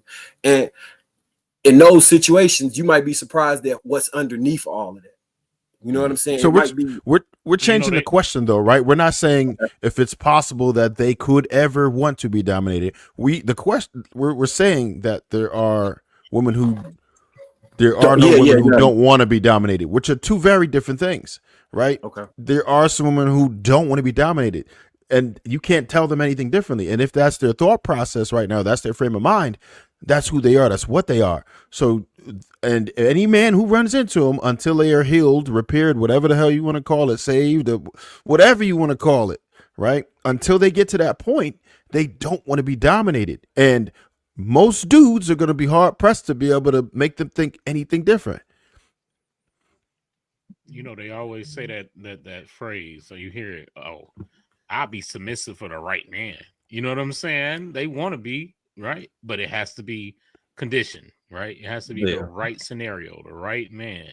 Like, yeah. So I think that goes back to, I think women do want to be dominated, but it gotta fit all their parameters. If you're the man for the bill, yeah, then they'll accept such things. So what would we say to that? There was a comment that popped up right under us. It said only weak men want to dominate a woman, right? Do you think whoever that was would that was so lonely. Want to be dominated?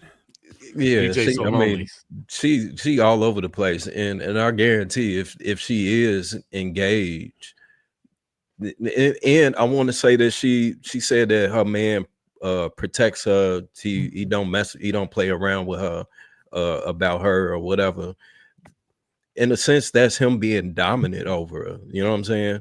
So it's I doubt that. What that? What trail? I hate to like which part?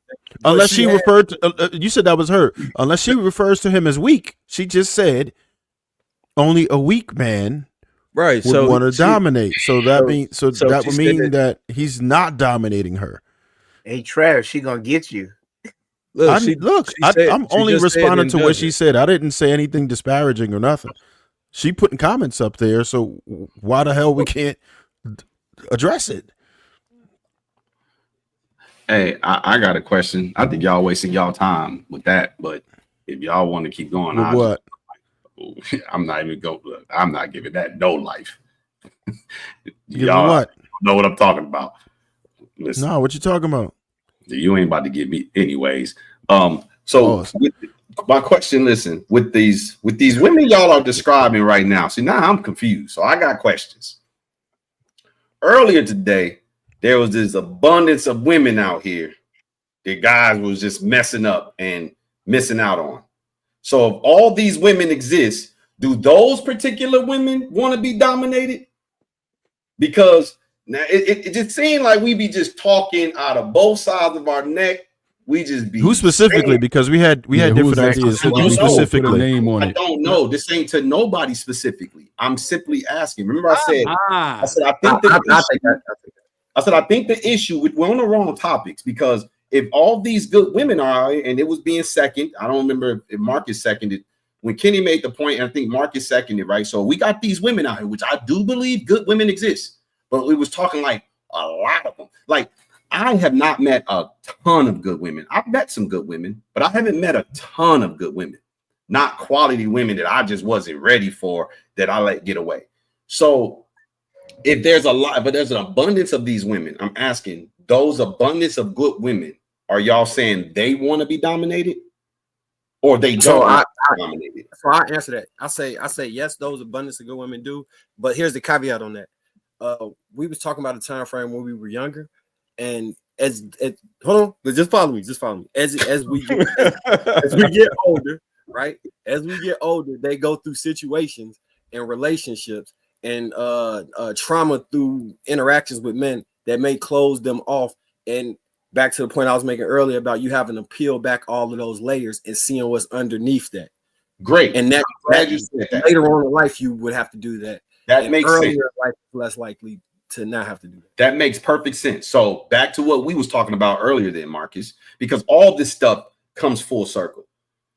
Wouldn't that make sense that women get tied a knot sooner than later? Because I don't know, are we expecting girls to be 18, 19, 20, 21, 22, up to 25 and just abstaining from sex? Yeah, remember I said 18, 19, 20 is when I do want my daughter. No, that's what I'm saying. It comes back to what I'm in agreement with you for the most part. We're lock and step on most things. I may do it slightly different, but we just have slightly different personalities. So that makes sense. I'm not saying what you're saying is wrong. I'm in agreement with you. I'm just trying to tie it all together, because then it would make sense, right? We're not encouraging, for the most part. I don't know if the majority of us on this panel are encouraging girls to get married prior to 22. I don't think that most of us are doing that. So, because we're not teaching girls to prioritize a man, because we teach them to prioritize education. So most girls will not have their education prior to 22.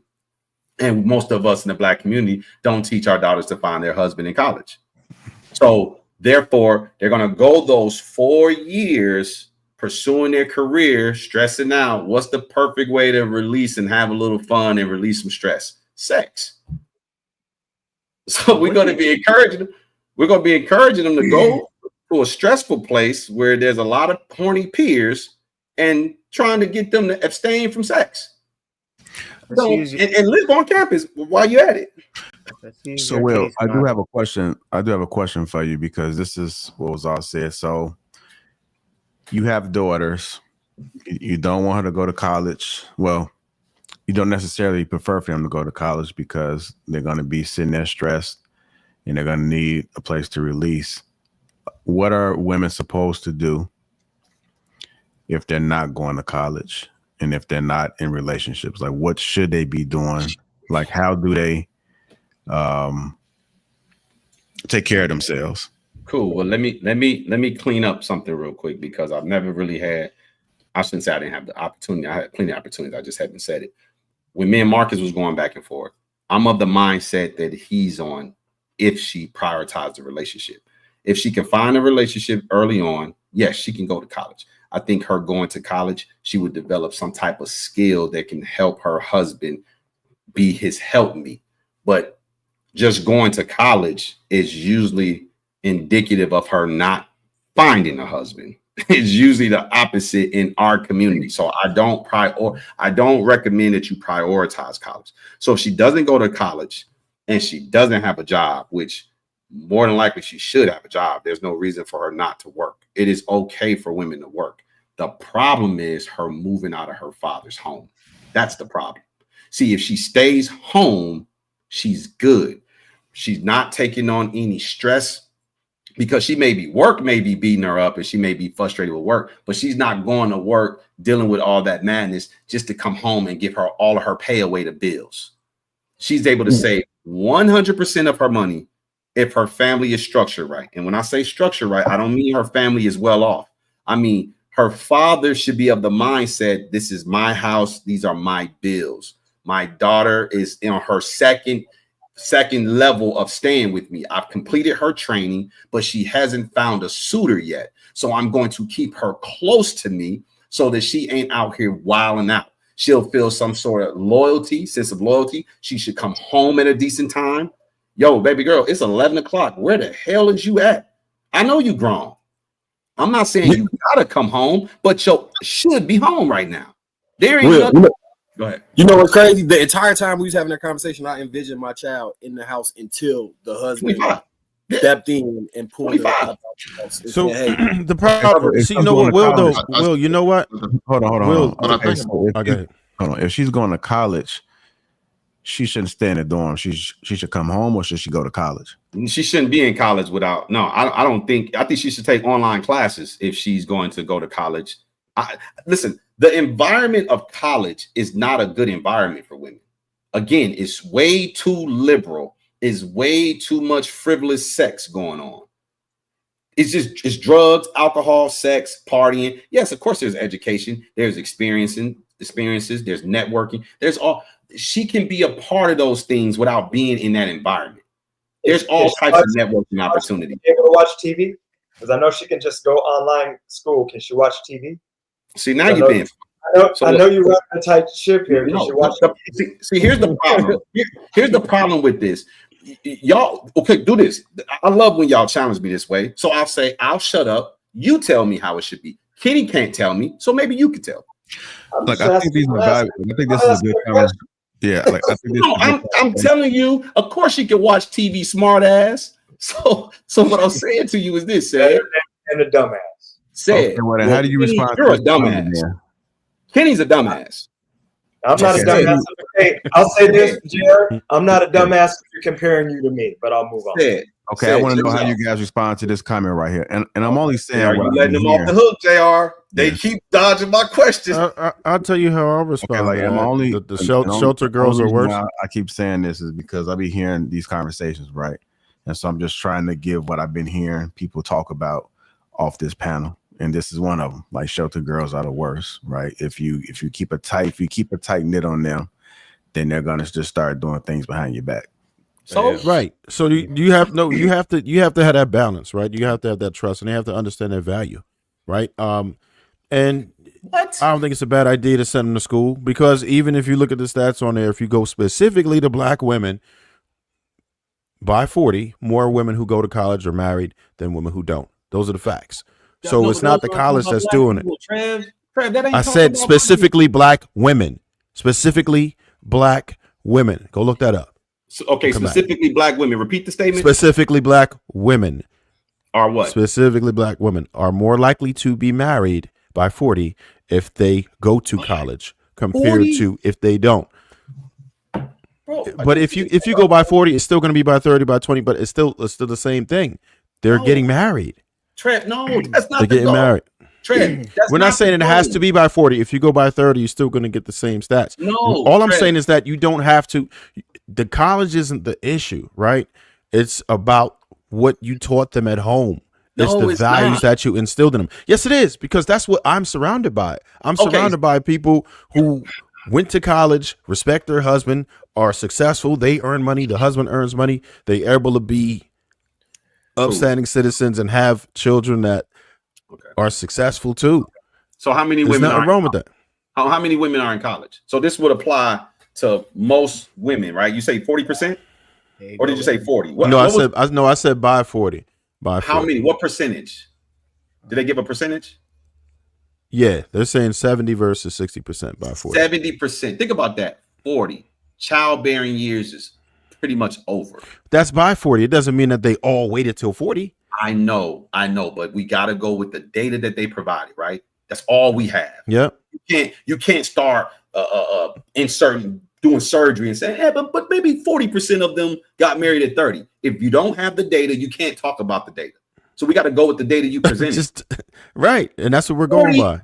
40 game It doesn't is mean over. that it doesn't mean that they all go to 40. That means by 40, like leading up to it, right? Geriatric starts at 35, but they can start getting married from their 20s. It's all in between that. It doesn't just say they wait. It doesn't say they wait until 40. It doesn't say they wait until 40. Where are you getting that from? If the data supported that, it would have said 25 or 28.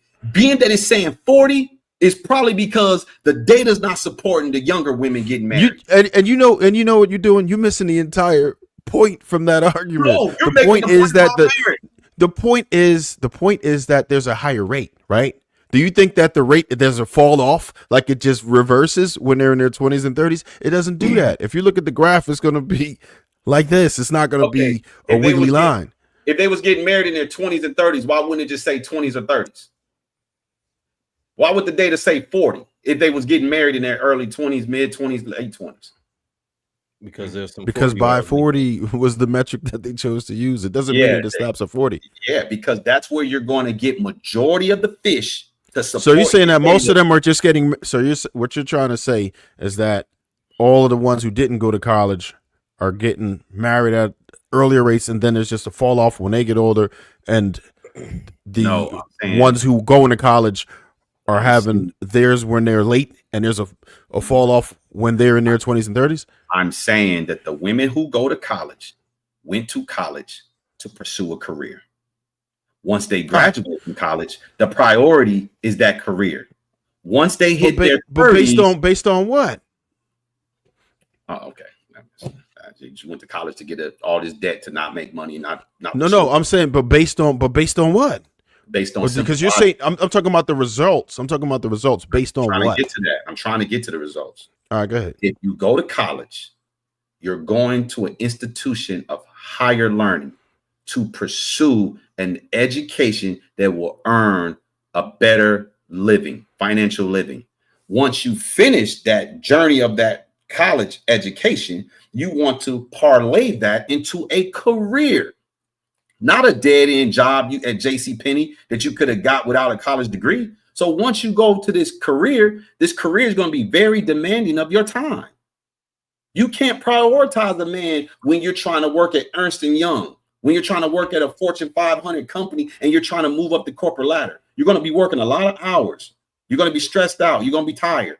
So they put off having children and getting into serious relationships until they get to their 30s. That's why the data will say at 40.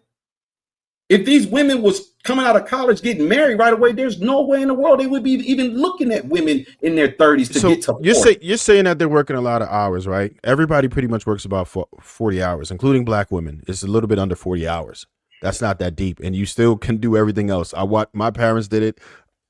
A whole lot of my family did it. They did a fine job. My mom actually worked 2 jobs. Who's working under 40 hours? That's what I'm saying. So you're saying they work a lot of hours. So now we saying I'm going for you. You said that, bro. What is a full-time income? I mean, what is a full-time hours? What's full-time hours on a job? 40 hours. Everyone knows that. 40 hours. So why are you saying they working under 40? Because that's what the statistics say. Because that's actually says under 40. Full time is actually 37.5 hours is the normal stipulation for full time. 40 hours is a contingent, and the average work week is 34.5 hours. So you're wrong. And it varies by state. Here, if you What are we talking about? So y'all telling me when women go to work, if they start at 9 o'clock, they getting off at what time? Typically, on average. 9 to 5, stay at work for 8 hours and they account 30 minutes for a lunch break typically. Okay. It's an 8-hour work day. You get paid for 37.5 hours. That is standard. Wait. Why this is a point of contention. Wait. They work 8 hours and they actually have pay for insurance as well. If you keep them under so y'all 40 telling hours. me in their 8-hour shift, it encompasses their half-hour lunch break? Is that what you're saying? Yes, that does. It depends on where you work. Depending on where you work, you may get it varies on state. It varies on company. Clock in and out for it. Yes, that's normal. The average. What we getting into that? What's the difference? What we getting into the difference of a half hour for? All I'm saying is you still have just about 2/3 of your day left, right? You don't. There's sir, parents work different shifts sometimes. Gentlemen, women don't get up like men and just walk out the door and go to work. It's a whole orchestration. I mean, they got this whole damn a theatrical process they go through. It's like a whole movie. You watch a woman, bro. It take the average woman from the time she open up her eyes, she gets up about an hour and a half before she has to go to work if she's in a professional setting. Okay, so what's that? I do that. So that adds to her work day. That's a part of her work day too. She commutes to work. She has to commute home from work. Hey, wait, Will, how long do it take you to get ready for work, man? I don't even go to work. I ain't been at work forever, but it can take me 5 minutes. Brush my teeth. You got a shower. What are we doing? If I shower, you got a shower. No, if I shower the night before, I don't always shower when I wake up, sir. Sometimes I shower the night before. Boy, I'm not like that. Even in the summertime, I'll be nasty then, gentlemen. I got something called AC. I'm not sweating in my house, I'm but gonna tell y'all something that's dirty. Is y'all sweating in y'all house, and y'all sheets is wet when y'all wake up, and it ain't leaky. Maybe y'all got swamp ass. Don't try to put it on us because we wash our ass before we leave the house. He's trying to put that on us because we wash our ass before we leave the house. I do want to I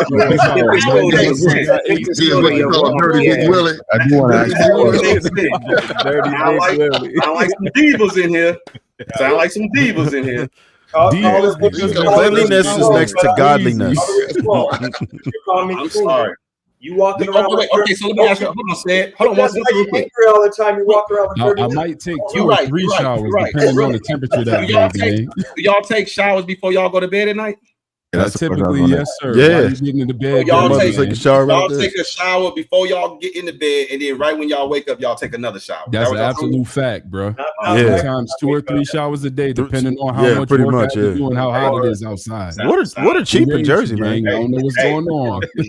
That nigga Will wants something big. Well, I'm with you. What you doing? A bird bath in the morning? Shout out to Dirty Dick Willie. Pause. Come on, Hey, Marcus, I talk to Will every day. I didn't know you was walking around with dirty nuts all day. That's crazy work,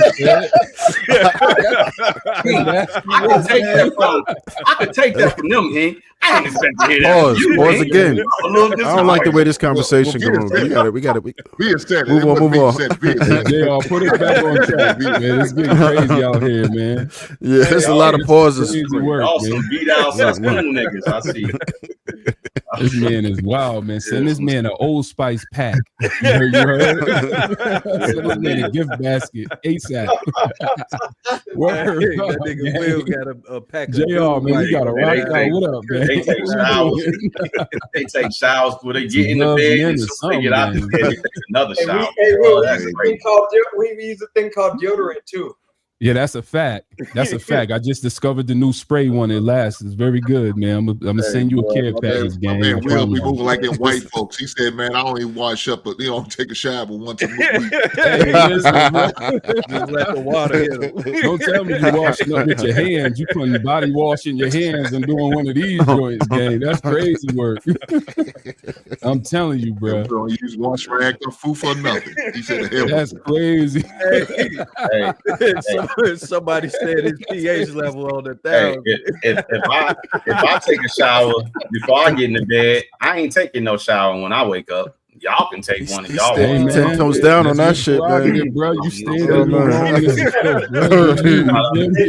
I'm with you, Will. I'm understanding how you niggas trying to police my hygiene. So wait, information you snitched on yourself, gang. You nobody asked you. I was You man, it's crazy. You don't want to get you about your washing habits. Morning to put clothes on, nigga. Didn't you hear what I said? Yeah, your ass is nasty, bro. Okay, I'll be nasty. That's my dog up there. Hey, goddamn, bro. I didn't know you was nasty like that. So it's nasty. So hold on, real talk. Wait. Funky Johnny try to flip. To all of y'all. You get up in the morning. Johnny try to flip. 8 hours undercover, and then you get up in the morning and put clothes on without washing your ass. Will, hey, Willis, all of y'all. So who am I gonna talk to first? You said Willis, you're nasty. You're talking to me. If you sleep 8-9 hours, and then you get up in the morning and put clothes on, and you didn't wash your ass, yes, you're nasty, Willis. Okay, sir. Well, sir, I'll be nasty with you. I do that too. Well, let me respond. Hold on, Mark. Pause, Marcus.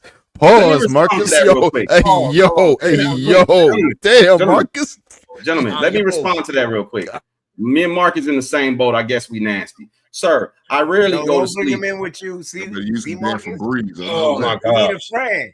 Hey, on Kenny, the funky train. Kenny, Nasty ass nigga.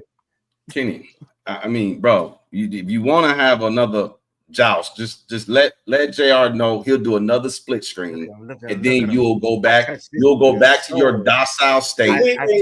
Hey, go ahead, JR. Hey, get us a split screen again, JR. Go ahead, give us a split screen real quick. No. Go ahead, rotate that. Rotate, yeah. No. Yeah. There you go.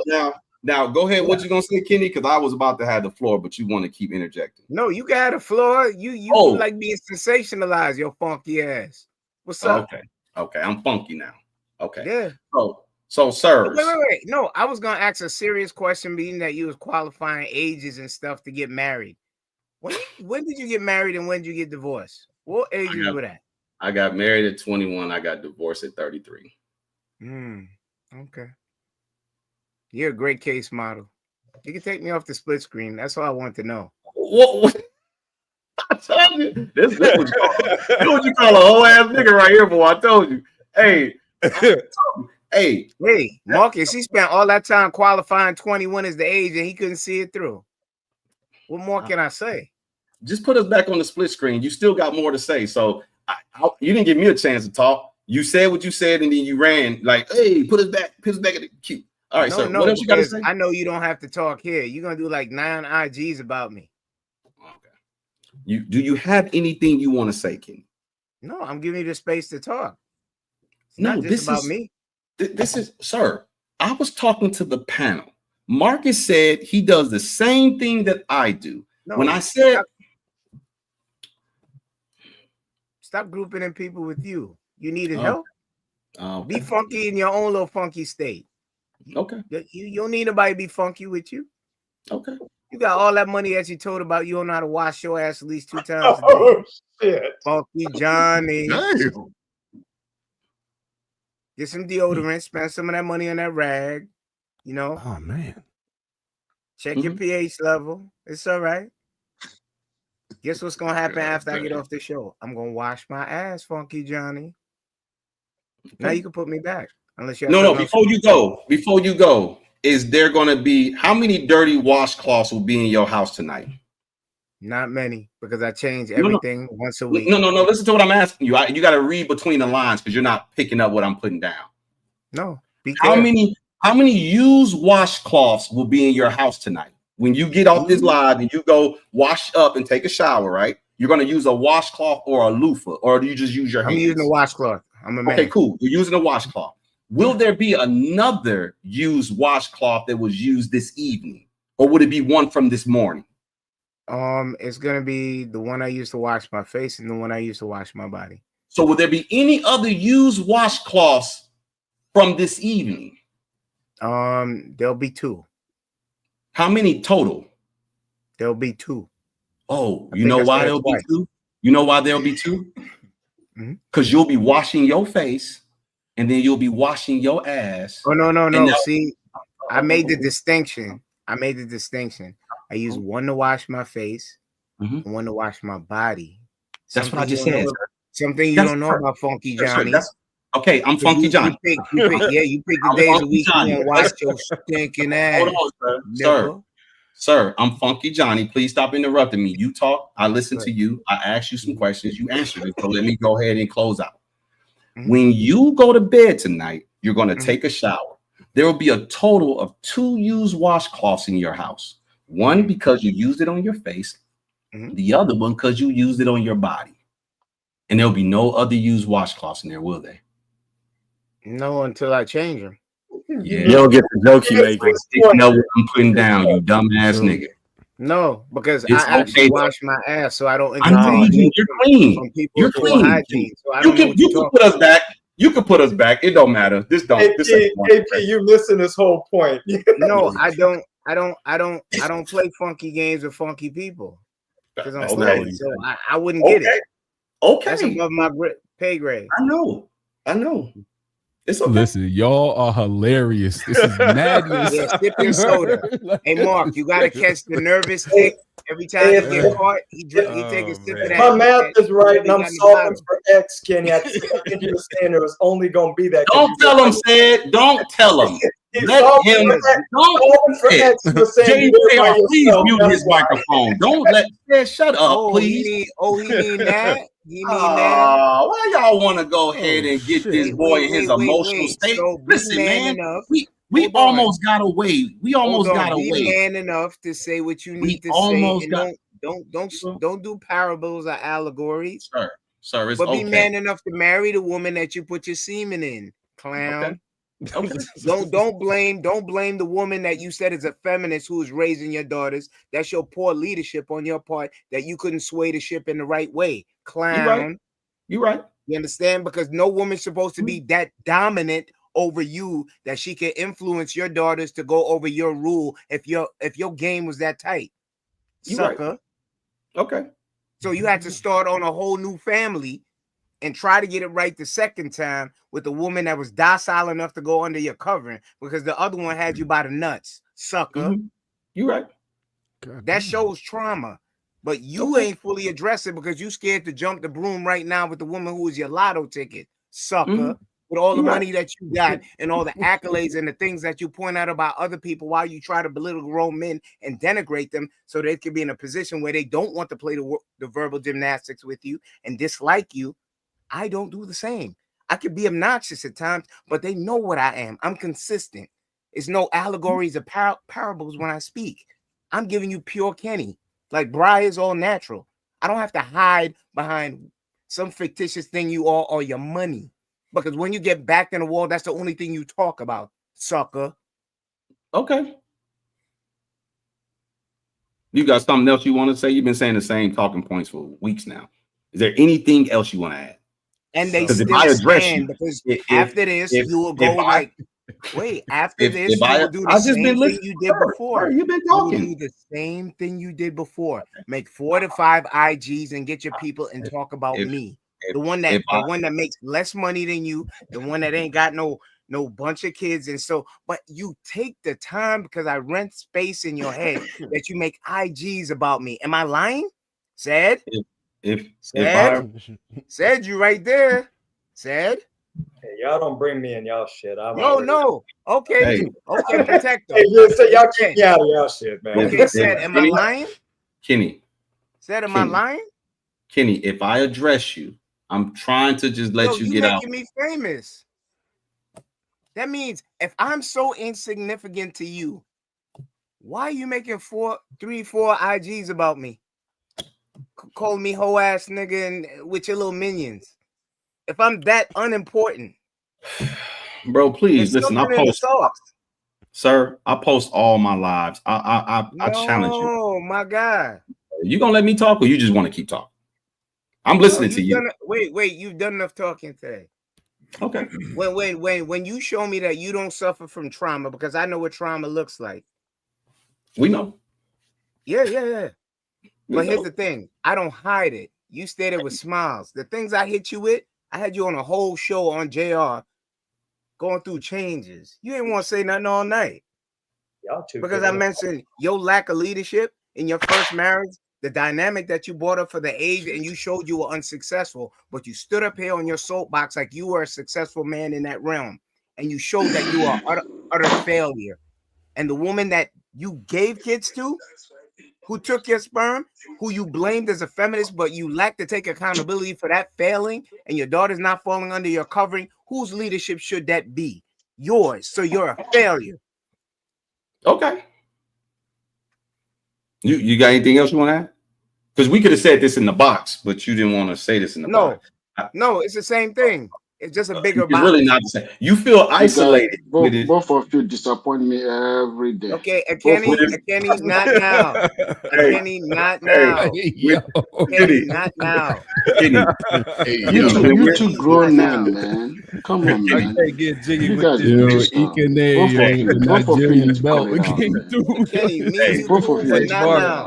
it out. I can't get jiggy with this shit. No. Because sometimes I'm so disappointed when I have two grown-ass men that are supposed to be educating kids and young men being the one acting so dumb on the internet Crazy every work, goddamn day. Come on now. Well, No, two of you. No. Kenny, it's not against you. I'll be honest. It's not against you. It's not against it's not against Will. But both of you need to stop. Okay. I'm being serious, man. No. You guys can call my name as long as you want, but I need to tell you, you got to get to a point. If you're speaking to us, sir, you should allow us. I'm speaking to both of you. But you guess what? Allow us to respond to you. You don't want us to respond. Okay, to you? Go ahead, Will. Go ahead, Will. Go ahead. Okay, so sir, you don't tell me what to do. Go ahead, Will. Respectfully, don't tell me what to do. I'm a grown man. Hey, Will. Let me tell you something, right? You're a grown man. Mm-hmm. It's only a grown man that doesn't want to be a man of wisdom in public, that doesn't listen to other men. Okay. You see what I'm saying? Okay, no, I'm coming. You've responded, right? Let me respond back to you. No, I didn't. No, listen. You said something, I responded, then you said something else. Now it's my turn to respond. Okay, go ahead. Go ahead. All right, sir. The proper way to try to hold somebody accountable is to establish a rapport with them. You are in no position to hold me accountable because, sir, you get on these public platforms and show your ass too. So I don't want you to be coming up here trying to regulate my activity, sir. It's not going to work. I respect the effort, and I'm not mad at you for trying. I'm just. And do you want me to respond to that? Well, you got to let me finish first. Because I was talking and then you cut me off to let you talk. No, that's sir, what you did. No, sir, you made us. Okay, go ahead. Everybody in this podcast knows who I am. I don't come here to open whatever thing you call that is being opened. That is not who I am. When people misbehave, that's when I come here and say, hey, shut it down, please. I don't come here to regulate anyone, but what I want people to do is act like an adult. Okay? That's what I do. I never come here to, because let me tell you, the first time, you and I have been in this panel twice. The first time was I know how you acted. I didn't even challenge you. I let you guys have it. The second time was the other guy that acted up. That's the second time you and I have been on a panel. I addressed him to coordinate himself very well when he's dealing with other men. We as Black parents have to act better. We have a lot of women in this background looking up to us. And you guys are talking about how to wash your ass on national television. Come on, man. Respect yourselves. Tell There him to are, watch his there are ass, certain Benny. comments you don't even make as an adult. I'm not going to teach you how to run your family, but I can only tell you that you might be a disappointment on television, because when you deal with us as men, you come to us as men and act like a man. I'm talking to everybody here, not just you, Will, even You to ain't talking to myself. me at all. Okay, good. Don't listen. And you definitely not It talking to doesn't me, bother me if you gang. don't That's a listen, but fact. guess what? Listen. You're talking amongst men. You're At not all. talking to Okay, me. yes, good. I like the way you put it. I'm talking amongst men. So I we know. as men have to act better, not come here and say things that are so disrespectful. Because guess what? The things that these people type on background, some of them are true. Some of them don't even have respect. The people in the chat room. Some of them were not raised proper. Some of them come from disgusting household. We don't have to go low like them. We don't have to. We have to start. We have to be the ones that they emulate.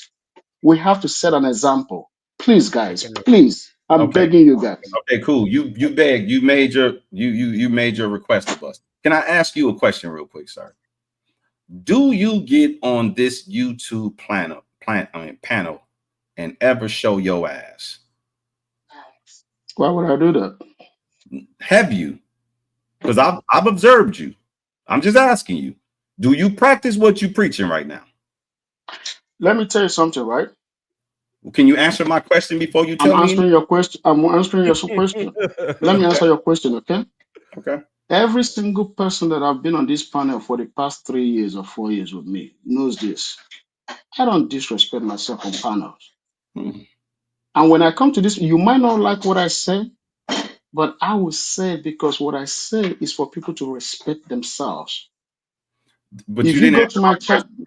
I'm answering your question because I don't know where you, I don't know what you don't, you haven't even seen me on panel more than 3 times. It don't matter. All That, I need to see you show your ass is once. Listen, the other day, guess what? hold on, sir. Okay, go ahead. The Go ahead. other day, it was a young Mm-hmm. man in the car with a wife beater on, and he was Mm-hmm. talking about a situation, and you was showing your ass, sir, to the And point let me where everybody wait, to the point where everybody on the panel was asking you to fall back, and you refused to. So I'm not here to tell you how to be. I haven't established a rapport with you to try to hold you to a standard. All I'm making the request of you is this. If you want to hold me, I'm not speaking for the other brothers up here, but if you want to hold me to a standard, establish a relationship with me. Let's have a conversation, and then let's establish what we expect of one another. And then if I fall out of line of that, sir, you have permission to be like, hey, Will, you tripping. But if you don't have a relationship with me, if we don't know each other, you can't come up here and tell me how to be, sir. And I can't come up here and tell you how to be. We can try, but it may fall on deaf ears. Can I come in now? Wait, Can I respond to that? I'm gonna finish. No, you said something, so let me respond to it because you can go for the next 3 minutes. Stop, bro. Let me just finish my last point. Let me finish my last point. My last point is this, sir. You don't know me. If you establish that relationship with me, then you can have my ear. But how y'all always talk about is how you present yourself, is how you address people. Sir, you can't come up here on a panel and just address me like that. Nobody listening to what you're talking about. Okay. Guess what? When I first came to this panel, I didn't address you personally. You interjected, and I said, "This is not just Kenny and the Will only." That's what I said. That means it's also But to me. let me. You told me not to interrupt you, right? And I didn't, right? I'm telling you, you're wrong. Okay, good. I heard you. I'm wrong. But let me say this to you: the young man that we spoke, real quick Zach. because you've been Hold doing on, that. let's let Sega in there real Let quick. me just say this real quick because I know you addressed the whole thing about the butt washing, and I kind of started that. So I'm gonna say this: I got respect for everybody up on this panel, outlawing all y'all. But one thing, you came up here, and I'm gonna say this, man, I got one daddy, and you ain't it. So we can have discussions up here as men. We're all laughing. I don't think anybody was taking it away. So I do think you a little off base of coming up here trying to police a whole bunch of grown men. I'm just gonna keep it above. I don't usually talk like that, but that's why Will, you did come up here. We're all laughing. I don't think anybody was mad, and you coming up here saying what we should talk about. Like I said, I got a daddy, sir, and you ain't it. And all that. I'm not number one, Sid. I'm not trying to be your dad. I will never be that. I'm not that old to be your dad. But to go back to go back to you, Will, you too, bro. the young man that we discussed about the other day. Guess what? At the end of the day, everybody on this panel that very day agreed that putting him online was the best thing that I did, and everybody agreed with me. If they change their mind today, it's separate. And Viz was there, Kenny was there, the rest of the people were there, Marcus was there, okay? But I gotta tell you this. I gotta tell you this. If we have to babysit a man like that and tell him that and slow down with him and have him blowing a weed in the camera and everybody's okay with that, there is something wrong with fatherhood. Bro, I don't If we care. think that is okay, I don't care. because to me that was not okay. That's That he cool. should come seeking our advice, and when I gave him an advice, I don't have problem with people that were But I'm not softball with him. seeking your I'm advice. not gonna be softball with him. Whoa, sir. If he came seeking your advice, you have permission to do what you did. And that's what he did. I'm He not took my advice. I'm not seeking your advice.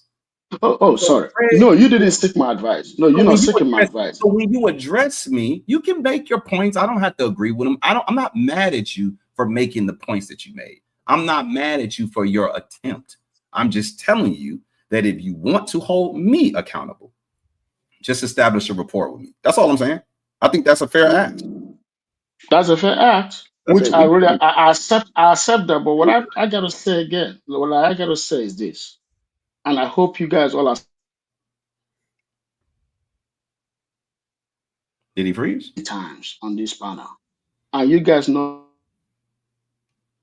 when we come up here, we have women that look forward to us. No, we If don't. we only men, okay, good. If we are only men, we can say every bullshit we want to say. Because and beside that, what I came up here to discuss, because I don't want to dwell in this too long. Stop doing I don't want to jazz. dwell in this. Let me just go into what Wrong. I came here to discuss. What I came here to discuss is this. That's why I told JR that I would like to be in this panel today. Is that as men, it's always best for us to raise our daughters right. Come on, man. And to agree, no, I'm digressing. And one of the best things that you guys said that I really agree to is that men should let the daughter stay at home. Do you think that women come up here to listen to you, Ekene? Hey, if they don't want to listen to me, that's up to them. No. You said women are coming here to listen to us. I'm asking you. You've been on this panel for 3 to 4 years. You said, do you believe? Exactly, they do. Women show up to hear you speak? And guess what? The ones that have been on this panel for a long time with me come here to hear me speak, and they hear me speak all the time when I come on this panel. And are they getting the result? Are you helping them And get results? a lot of them do get a result. Because I've been here for a long time and they do get a result. And they know what, when I come here, I don't beat around the bush. I discuss what I come to do. I don't play around. Cool. Well, then good. Because if you're getting the results. Okay, let me finish what I was saying. Sorry about that. Thank you for doing that. So what I want to say is this, right? As a father and somebody that has sisters, when we take our daughters out of our family and have them go to the university, I don't say there is nothing wrong with having a girl go to college. It's good to equip your daughter to go to college. Education is powerful. It's good to educate your daughter, but they should go to college in the same city where the father resides. Because you have to keep an eye, especially on the girls, at all times. They should stay at your house. They should go to college in the morning, come back at night. And it's best for us to give them college. When they go out there, I prefer a daughter to actually be married before she goes for her job, than instead of getting a job before she marries. Case in point, I have a cousin sister today. When she came here to study, she's a geophysicist. When she came here to study in California, she got her degree, and I told her dad, take her home so she can get a husband. But he doesn't want to do that. That was 4 years ago or 5 years ago. She has not gotten married yet. And now the dad is very worried that the daughter might never get married. So the thing is that when they put education over marriage, it doesn't work out for the girls. It does not.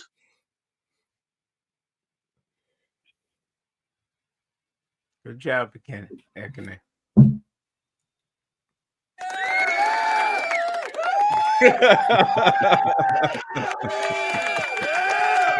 Diabolical, crazy, nasty work. Oh man, I can't get jiggy with this shit. You got any more questions, JR? I'll get to these conversations. Oh my word, man. Hey, for your accountability part of $5 says, Will, the strong arm emoji. That's how you create the dialogue. You are correct.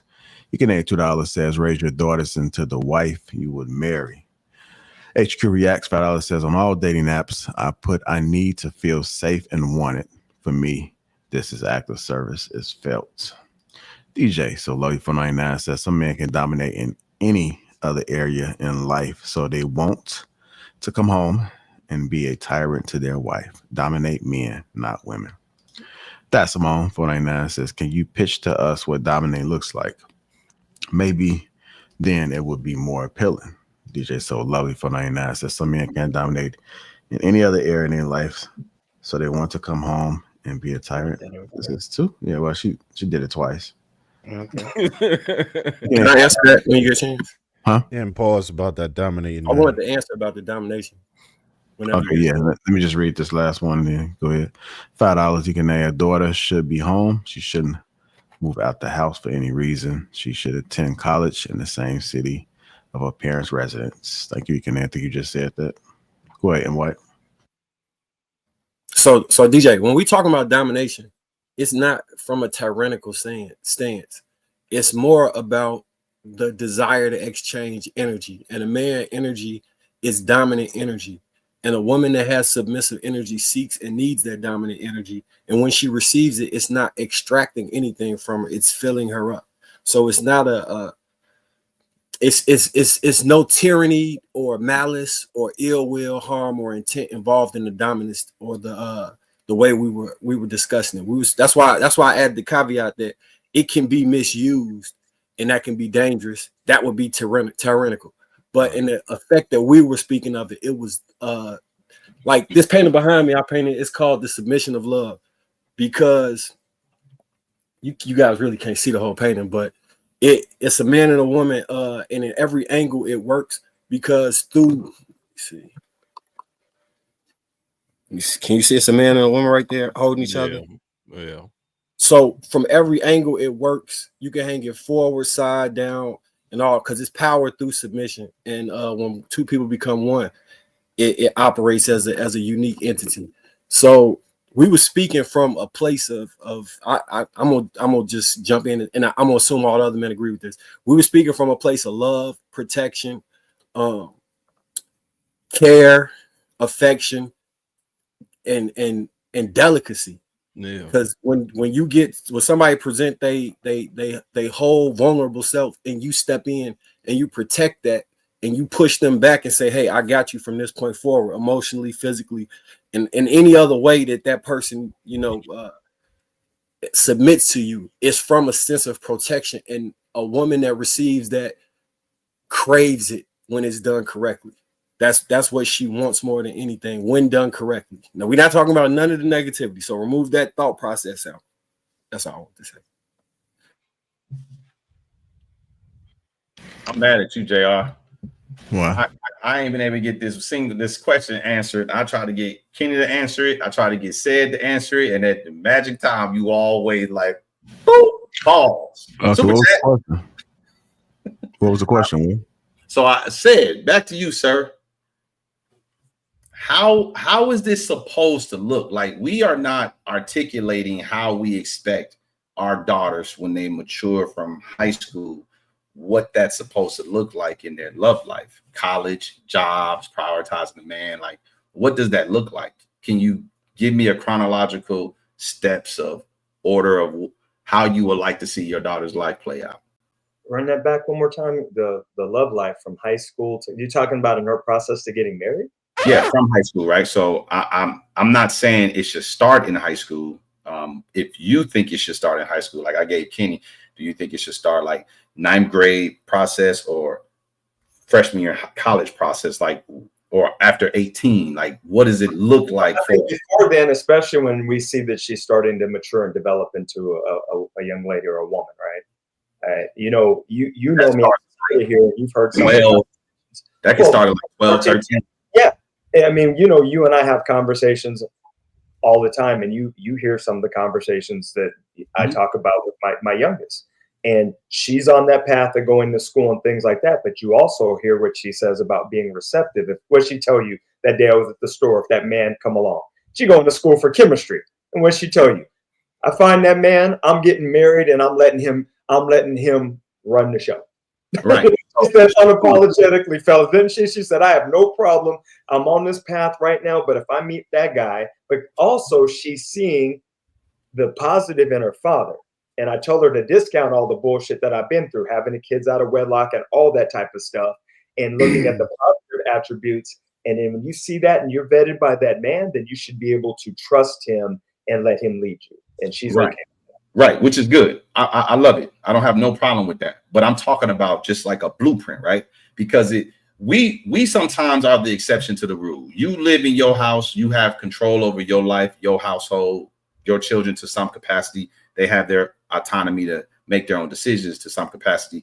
But blueprint wise, as far as like our society, the Black community, like, how should we be? Because right now we communicate, get my daughter the college plan so she don't need no man, by the words of the great late Biggie Smalls. One of the things, Will, when you talk about the blueprint, I don't think the blueprint can't be the same for everybody, because everybody's economic situation is going to be different as well. So there may be different requirements in each household, where someone in that family, they may be forced to have to work to help to support the household at an early age, where people that are more privileged may have more leisure at doing things. So that I don't know if there can be a blueprint.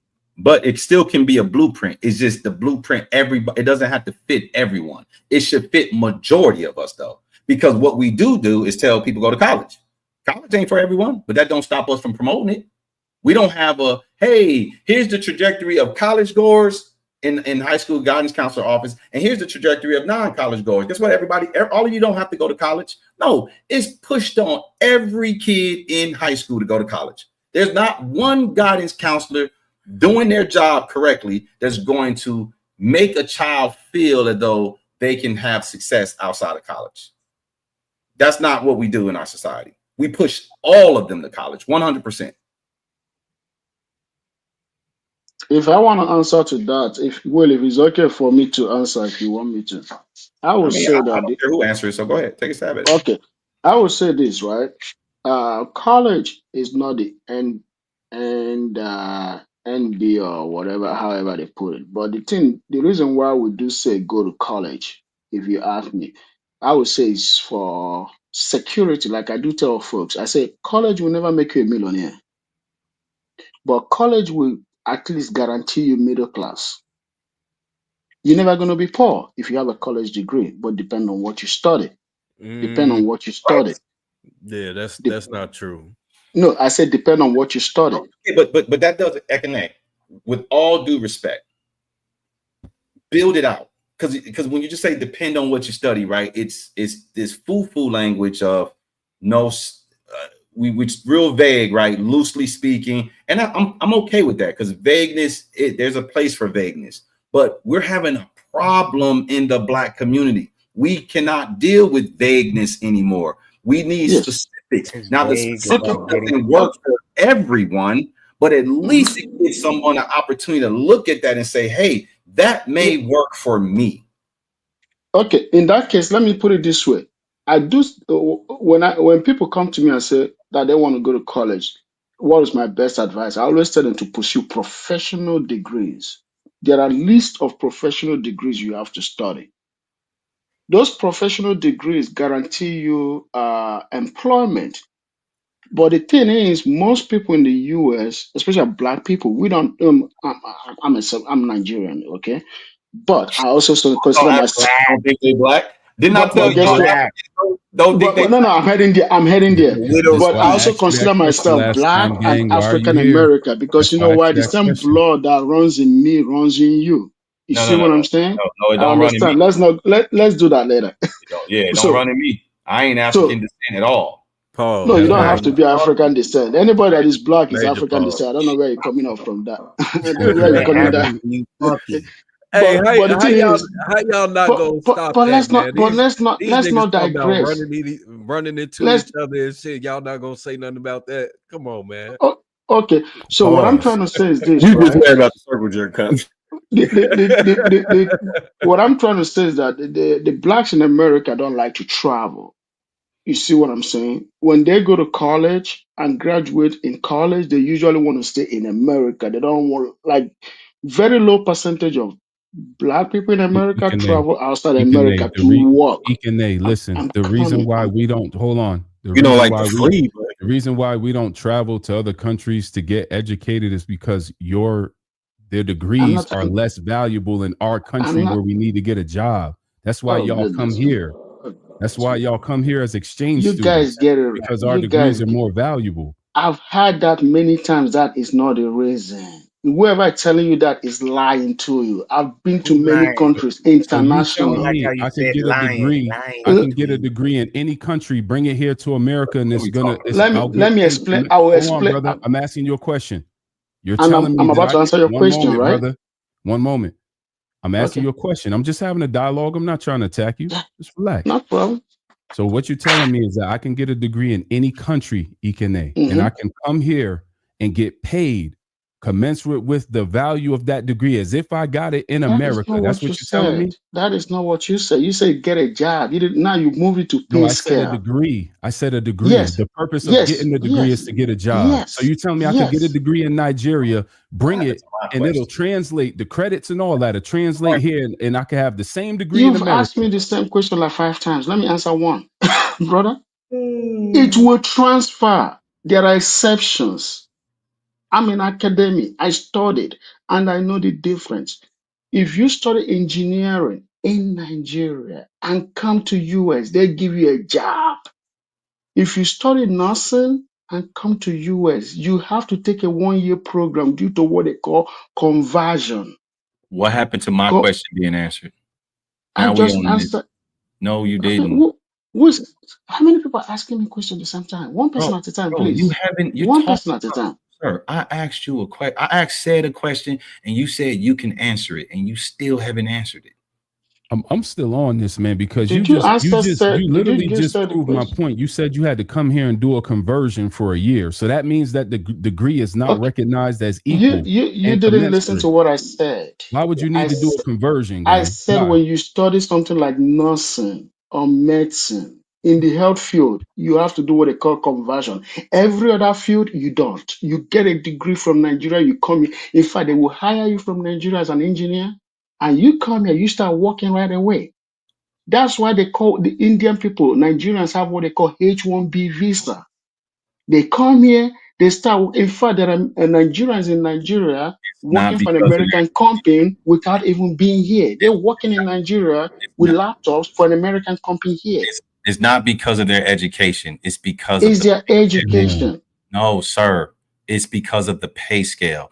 Thank Because you. they're qualified enough That's to my do next the point. job, or if they're not fully qualified, we can train them and get them up to speed because they have the baseline. But we can pay them 40 to 50% less because their desirable income is lower.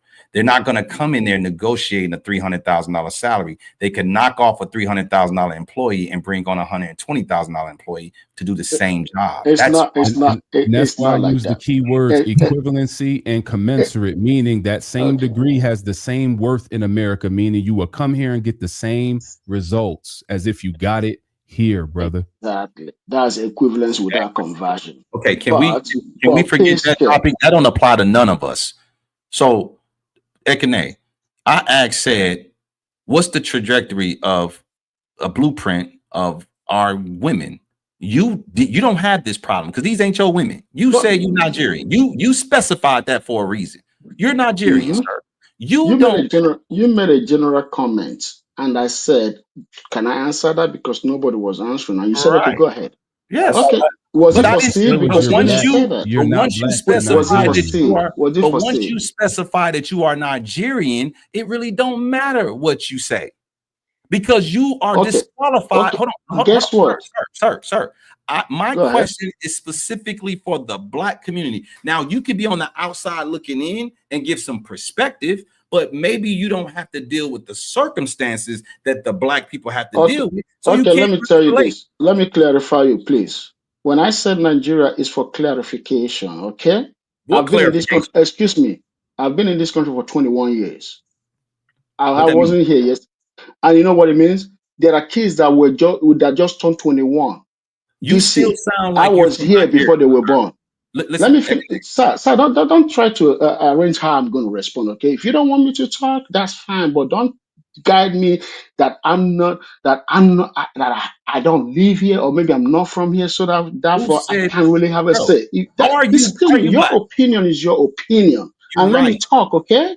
So if You you are don't want me to, talking, sir. and if you don't want me to respond to Sir, your question, sir.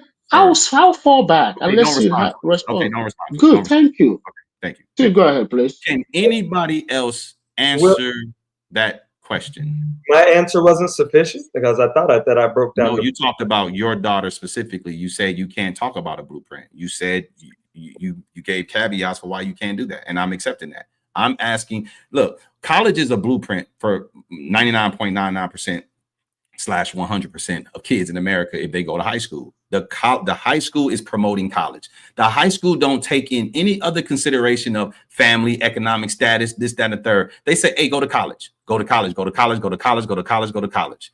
They have a blueprint, sir. Whether it fits all families, all students or not is irrelevant. That is the blueprint. Getting and not trade school. It's community college, private school, or public four-year universities. That's what they promote. They push it non-stop. So I'm asking you, is there a blueprint on what we believe our children in the black community should be on some type of trajectory? Is there some blueprint? Although it will swing and sway from different case scenarios, right? Different kids have different needs or whatever, and they may adjust it slightly. But do we have a framework that we would like to try to implement for our kids to follow for a greater chance of success? Or is it always a la carte? I mean, that's a great question. I think, you know, I think that that's perpetuated because that's just the way our nation is built. People matriculate in order to ascertain a better lifestyle. So, I mean, until there are alternatives that are more mainstream, that are articulable, that make sense for our community, I just don't understand how or where people will come up with the idea to push a different narrative. I'm not saying I agree with it. I'm just saying in our country. Supposed to be done right here. This King talk, ain't it? Yeah, but I This is mean, where let's be real, man. Let's be real. Anything we say will be conjecture. It would be lightweight pontification, lightweight. And that's fine. Right? We start there, though. But I don't know. I mean, I'm an entrepreneur, so I could say I would love to see more of our kids starting their own businesses, but that's a tricky situation too. But it doesn't matter how tricky it is. It doesn't matter if it works. We can present a solution that doesn't work because the current solutions don't work. What's wrong with adding a new solution, trying to get it to work and failing? I'm okay with us failing, trying to succeed. I'm not okay with us failing, staying with the status quo that we know doesn't work. I somewhat agree with you. The problem with the new solution being pushed or instituted is that during the failure, the years, 100 years, 20 years, however long it'll take for that to become a natural institution in our culture, there will be collateral damage. So don't start. So just keep doing what that's don't not work. what I'm saying. Don't put words in my mouth. I didn't say that. No, I'm asking. What I said was there will be a lot of collateral damage, and I don't think any parent that loves their child will want their child to be a part of that collateral damage. And that's why people aren't coming to the table with ideas, because really we ain't got no new ideas. Let's keep it 100. So what we're currently doing doesn't work, all right? What we're currently doing, hold on, Ekene, this ain't got nothing to do with you. At so all, what we're bro. currently doing, I can talk on this panel, brother. if it was a whole bunch of Nigerians up here and I was the only black person up here, please y'all chill, wouldn't want to man. hear. You can't be the only one talking. This is not your Yes, I show. can You can't be. be the If only they one are telling me to talking. shut up, I'll shut up. Then shut up. Let me talk. But I'm not. Okay, Sir, then keep talking. we're trying So to what work I'm going to say is this, right? This is what I got to say. Because this guy will never keep quiet, man. He came And up here, start right? talking, man. Go to your show and talk. So this is what I got to say. First, you have to study. There is something called study. Go first listening in the background or in the chat room. You got to understand that before your child goes to college, you don't just take a child and dump them into university or into high school or into college. It's a process. When you have a child, think about the future of your children first. Map out what you want them to study. That doesn't guarantee that's what they're going to study. But due to you as a parent having something in mind that they should study becomes a prelude to a better future for them. They might veer off due to something that they might end up learning from friends because somebody out there might influence them. That's okay. But you always have to have a blueprint. Take them, introduce them to robotics, introduce them to science and engineering, introduce them to trade. Have varieties of things that you have to introduce your kids to. From there, they can pick out what they want to finally settle for. When I was growing up as a little child, I like to use myself as an example. I did art, I did artistic, I did architecture design, I drew houses, I did so many things. I built planes. At the end of the day, I became a mechanical and aerospace engineer. But I have vast talent. I can take a pencil and draw a human being to the car. But today, I can stand here and tell you which plane is in the sky. I can tell you everything from the tail of a plane to the nose of a plane. I can tell you how cars are built. I can design a car. I have laptops. I design these things all the time. But I'm also a businessman. I do business. I own my own company. I own my own clothing line. I do a lot of things. I have multi-talents. But it's always good to expose people to so many talents. We as Black people, regardless of our nationality, have to do just like everybody else does. We cannot just say that education is not good. Let's just do trade only. Yeah, trade is good, but we have to compete. We have to compete.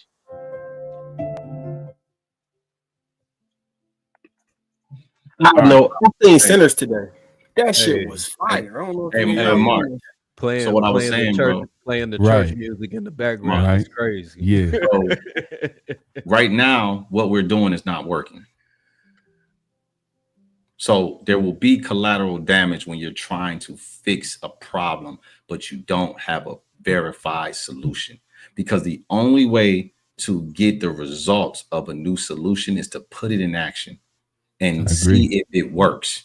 And if it doesn't work, it doesn't work. But if it does work, we fixed a problem. But if you don't implement ideas for fear of collateral damage, then you will be on first base trying to steal second, but you won't take your foot off first base. How does that work? I agree that we'll be doomed to repeat the cycle in perpetuity. But again, I have to stress this truth. As a parent, I would not like my children to be a part of any collateral damage of a generation trying to figure out a new wheelhouse. And I want my children to be stable. I want them to be successful. I want their lives to be fruitful, and I want them to be happy. All of those things I can provide up to a certain point. Once they leave my covering, I can no longer provide that. But I just don't know how comfortable I would be letting my children be the sacrifice, because it's my job to cover them for their entire lives. So I'm just being honest and transparent.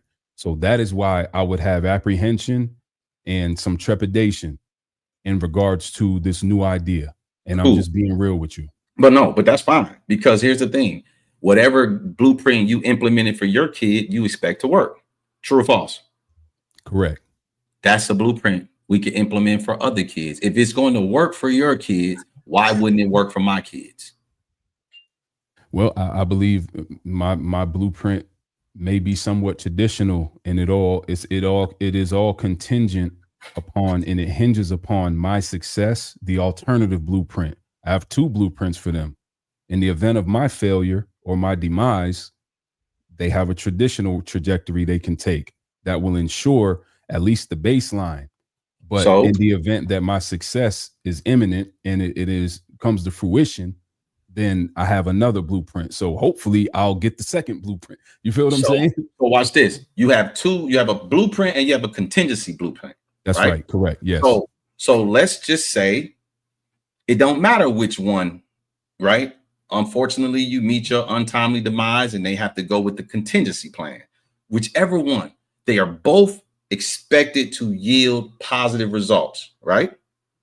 So you have two blueprints when most people don't even have one. Why can't we discuss your blueprints? The latter one, right? Because the first one hinges on your success and everybody's not going to be successful. So we take the blueprint that's probably the contingency plan as the minimum, right? Because there's a lot of kids that's growing up without a dad. So that blueprint wouldn't necessarily, your primary blueprint wouldn't work for them because they can't rest on their father's success. So we'll take the latter blueprint and then we'll take that one and we discuss it. And if it's a sound blueprint, why not disseminate that amongst the rest of the hive, right? We take that and we discuss it ad nauseum. We talk about it routinely, regularly, and then guess what? It starts to catch fire. But if we don't talk about it, how does that? Is that the second contingency plan is traditional contingency plan. The first plan, which is the plan that actually, God willing, is more probable, is that my success will allow me to pass down businesses to them. And but you are a man. You understand? Your children have a father. That's correct. A lot of kids in our community don't have a father. So that plan by default will not work for them. So let's look at the contingency plan, because the contingency plan is a plan where there's no father in place. Right. Which is the one that people are, that's the one that's not working currently, though. By your estimation, that's the one that's not working currently. So what you're saying is that it's not really your blueprint, it's just status quo. Is that what you're saying? It's the traditional blueprint of obtaining a certain level of education that will get you paid more than other people that did not obtain that level of education. You understand? Okay, so we're kind of back to square one. You really have one plan, and God willing, everything works out and it comes to fruition.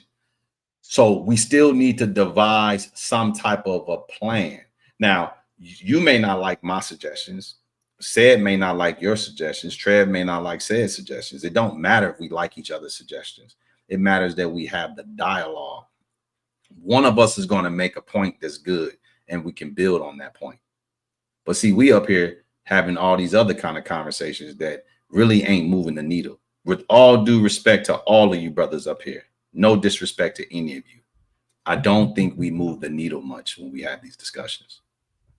Not to knock y'all, I think it's a good place for us to corral and have some dialogue. And sometimes we go at each other's necks, and sometimes it's comical, and sometimes it's disrespectful. It just is what it is. If you're going to have 10 personalities on a panel, some of us are legitimate, bona fide success stories, and some of us are in the making, and some of us just some hoe ass niggas. And at the end of the day, when you put all those people in the same room, and Kenny, I'm not talking about you, so get out your feelings. I'm just speaking in general. I'm not speaking about the whole ass nigga out of the other 9. Okay, you the whole ass nigga. You the whole ass nigga. I said it wasn't you. Why you care? I'm just speaking in general, bro. Who's the Why is success it story? needed I if you're don't know. speaking I don't positively? know. If Okay, you're I trying to don't know convey a who's the positive. bona fide So let me ask success you a either. question. If you're Oh my trying to God, convey a positive message, where does that hold any merit? bro.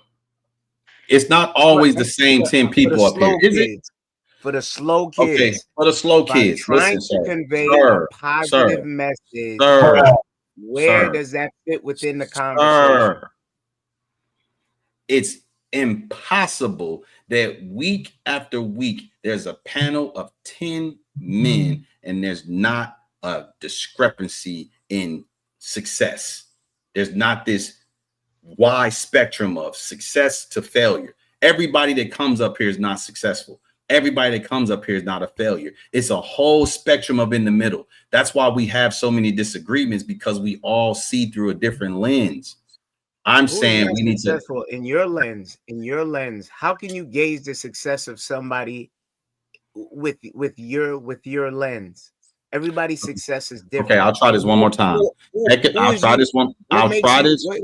What makes you the gatekeeper to measure someone's success, and you I don't know didn't. these people? I didn't. Whose success did I measure, sir? You took it No, you personally. gave Not, three dynamics: those who are successful, those who are trying to get there, and those who are whole ass niggas. Those are the three dynamics you gave, right? right.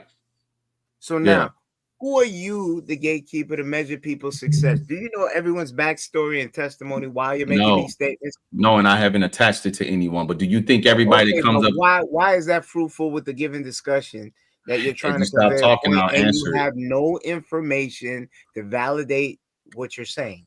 Okay. And I have no information to validate that anybody up here is successful either. But you just want No, to you live in a actually fairy do. tale. You No, actually I do. don't. You actually No, I do. don't. I You haven't actually seen do. nobody's 1099 or W-2, sir. I don't know anybody's background. I haven't seen none of y'all credit scores, bank accounts, nothing. I don't know Okay, that's anything fair. about you guys' Okay, that's financial lives. fair.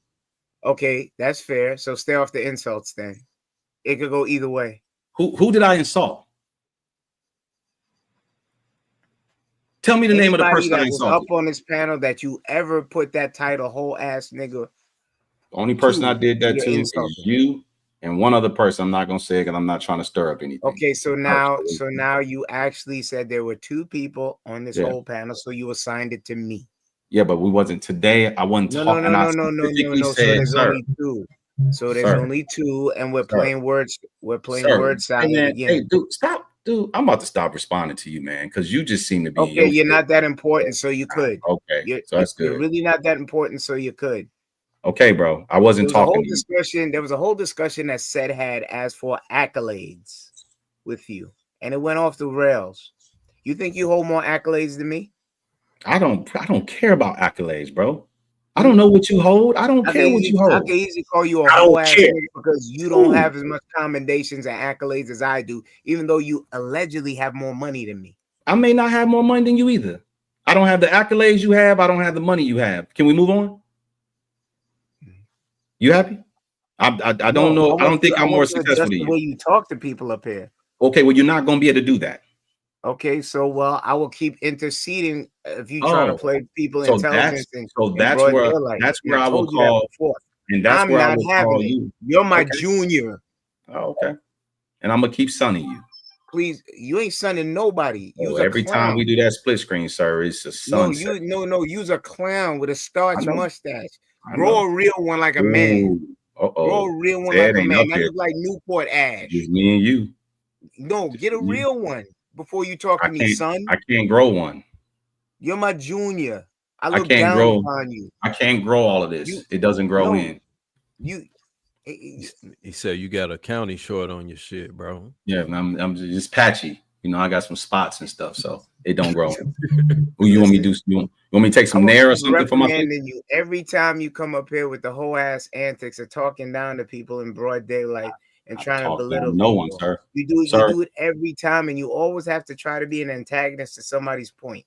Mhm. Some say this is not It's emotional called discipline. It actually is because it burns my ears. it's called challenging rhetoric, sir. It's called challenging rhetoric. So that Wait, your sir. rhetoric I can see through. Many others Okay. can see through it as well. Okay. See through what? And it becomes a lot. The cup runneth over at times, and I Okay. feel the need to address you. Then Sometimes let's you're like a address it roach. then. Let's address Sometimes it. you That's move. what this is. No, sometimes you move like a roach. Okay. Let's address it then. We're here right Understand? now. We're here right No, now. we are addressing it.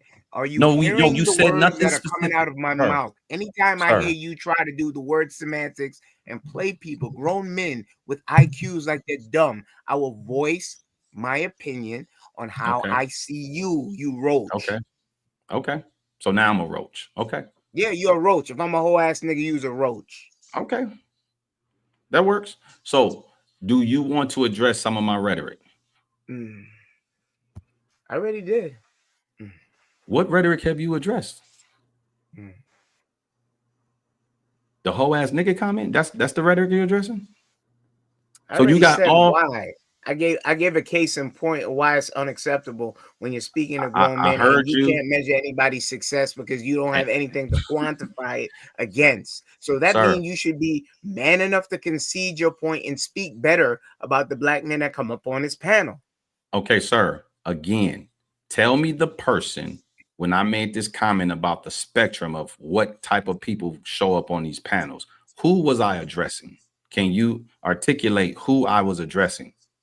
Partner, it initially started with a broad brush, but there's only you validated. There's only two people you called whole ass niggas, me And I and one wasn't other talking person. about neither one of y'all. Okay, so that mean you lied because they said you only associated that with two people. Did you not say that? My goodness, bro. If you stop Exactly. interrupting me, Did you not say that? if you stop interrupting me, I'll respond to you to give you some clarity. When I called the two brothers HOEASSNIGGAs, that was on a previous show. When I made my statement today, I wasn't talking about you or him. I was talking about the spectrum of people that show up on this panel. I specifically said when your body language changed that I'm not talking about you. But you want to go on this diatribe. You want to sit here and have this back and forth and Did accomplish you hear nothing. anything I said? Did it make any sense, Steve? Why don't you ask these brothers if what I said made sense? No, I'm asking you because you like posing questions to people and No, you what hold you on to say it for does not later. make sense You to held me. on I'm to that answering your question for question. about an hour and 45 minutes and then spun the block and say, JR, they have not answered my question. I need an answer. I mean, did anybody was it not appropriate when I asked JR to let's go circle back to the question I asked? Because no one gave me an answer. No, because your question was Mark made an his weight attempt to to give an shit. answer, and we had a back and forth. We didn't find a resolution, but we did find one resolution that he has a blueprint for himself that if he meets his untimely demise, then he's just going to fall back into what's already the status quo of what's happening right now. But then you double back and said someone can't have a Kenny, contingency plan if they have an initial plan. Kenny, apart from Kenny, apart from the yes. disrespect that comes with the question, is a question that I would have liked if we can take away the disrespect, because I think that is a nice question. But you know, if you ask a question and then add disrespect to it, it just kills the whole purpose. But it's a very good question. The Oh, Did you feel blueprints, I you like. would disrespected, like Ekene? so Ekene, you did you would feel like disrespected? I personally don't feel disrespected, but guess what? You know, one thing about the stuff is that you guys must have had something that happened between the two of you earlier. So when that comment is made, it might be picked up from there. You see what I'm saying? Sir. I can let things go, but everybody's not me. So watch this. If I said Pookie's a Ray Rays, right? Mm-hmm. I've been called a dirty Charlie or whatever the hell they call me, right? So if every time they make a reference to, I've been called nasty. This every time somebody make a reference to that now, am I supposed to be in my feelings? Like they talking about me? You was.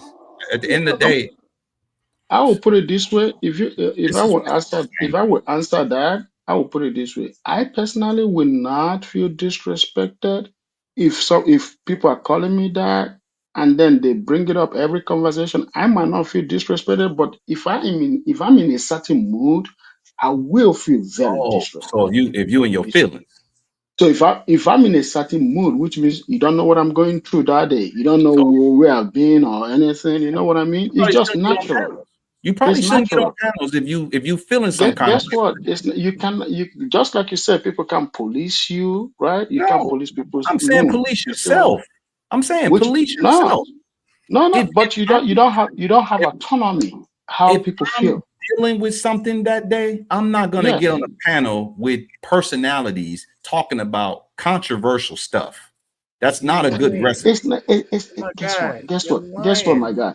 It's not controversial stuff. As men, this is We what don't I said when I first got here. You might not like the way you see. You want to be accepted. This is the thing. You want to be accepted how you want to be accepted.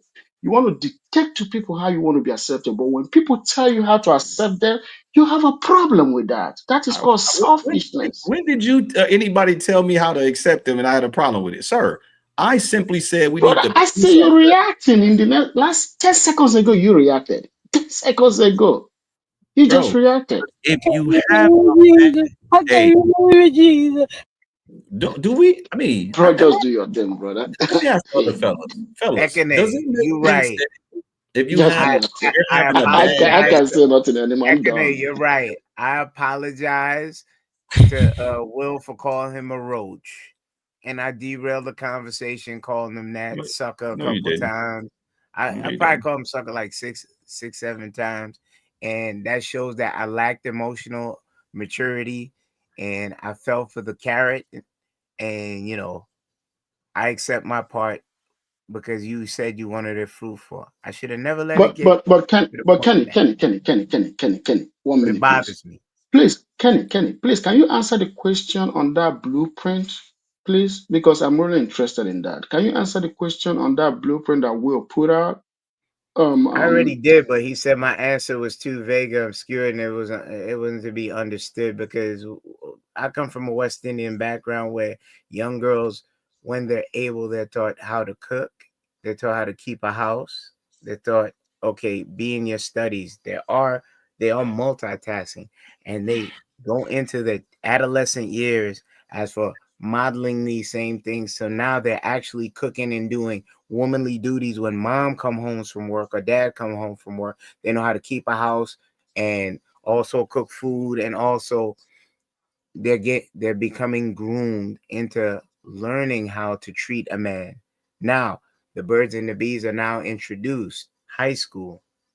When they come of age, now they know they have the soft skills already, and now they understand the importance because most of the people I'm around grew up under biblical values, the hierarchy.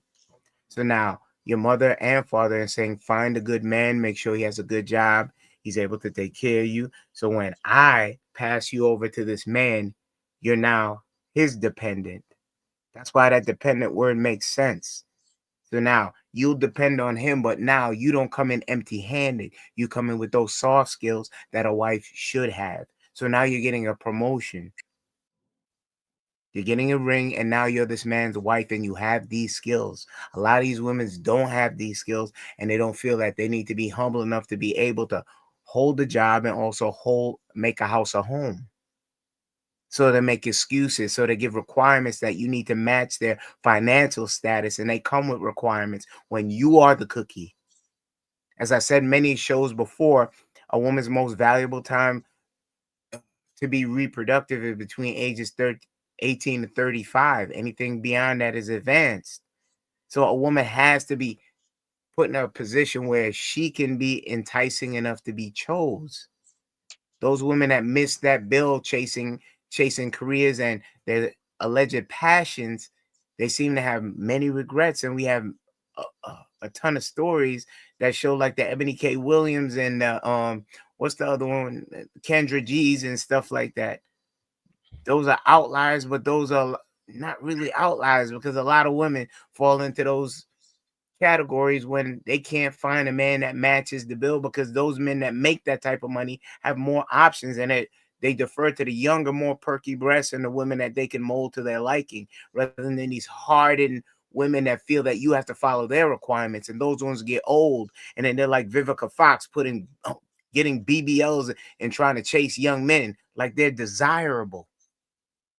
So it falls into that path of them laying in regret, and then what is it, cats and dogs for the rest of their lives, and living with regret.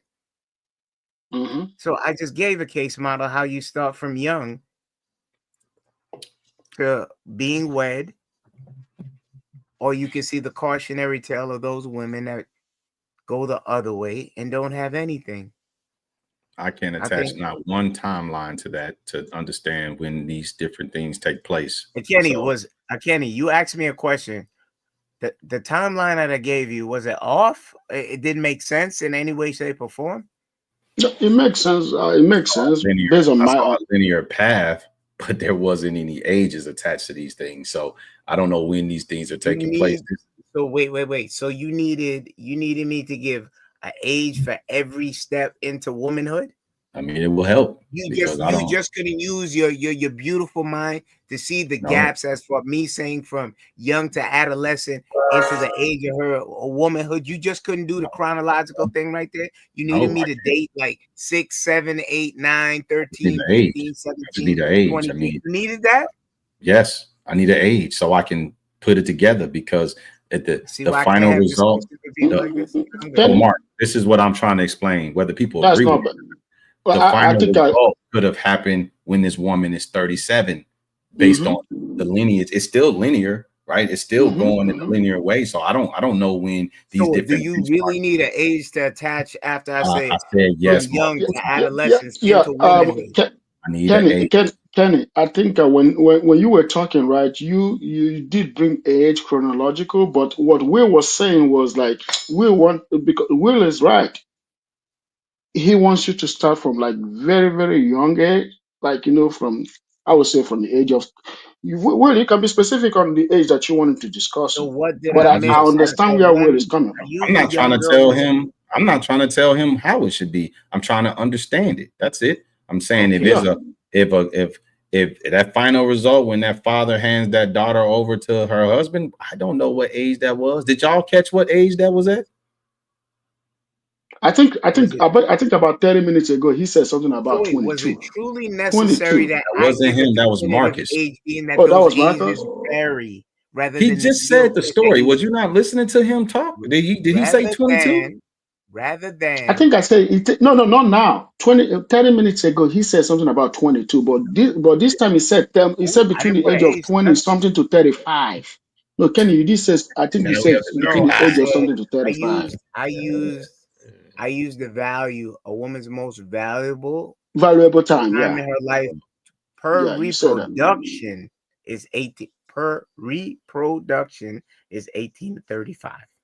Hey, I remember you saying that. We losing our panelists. Nah, let me get this couple of super chats in. That's 149 says women with college degrees tend to have higher marriage rates compared to those without. DJ Lovely 499 says God punishment to Eve was male dominance. It's a punishment, not a gift.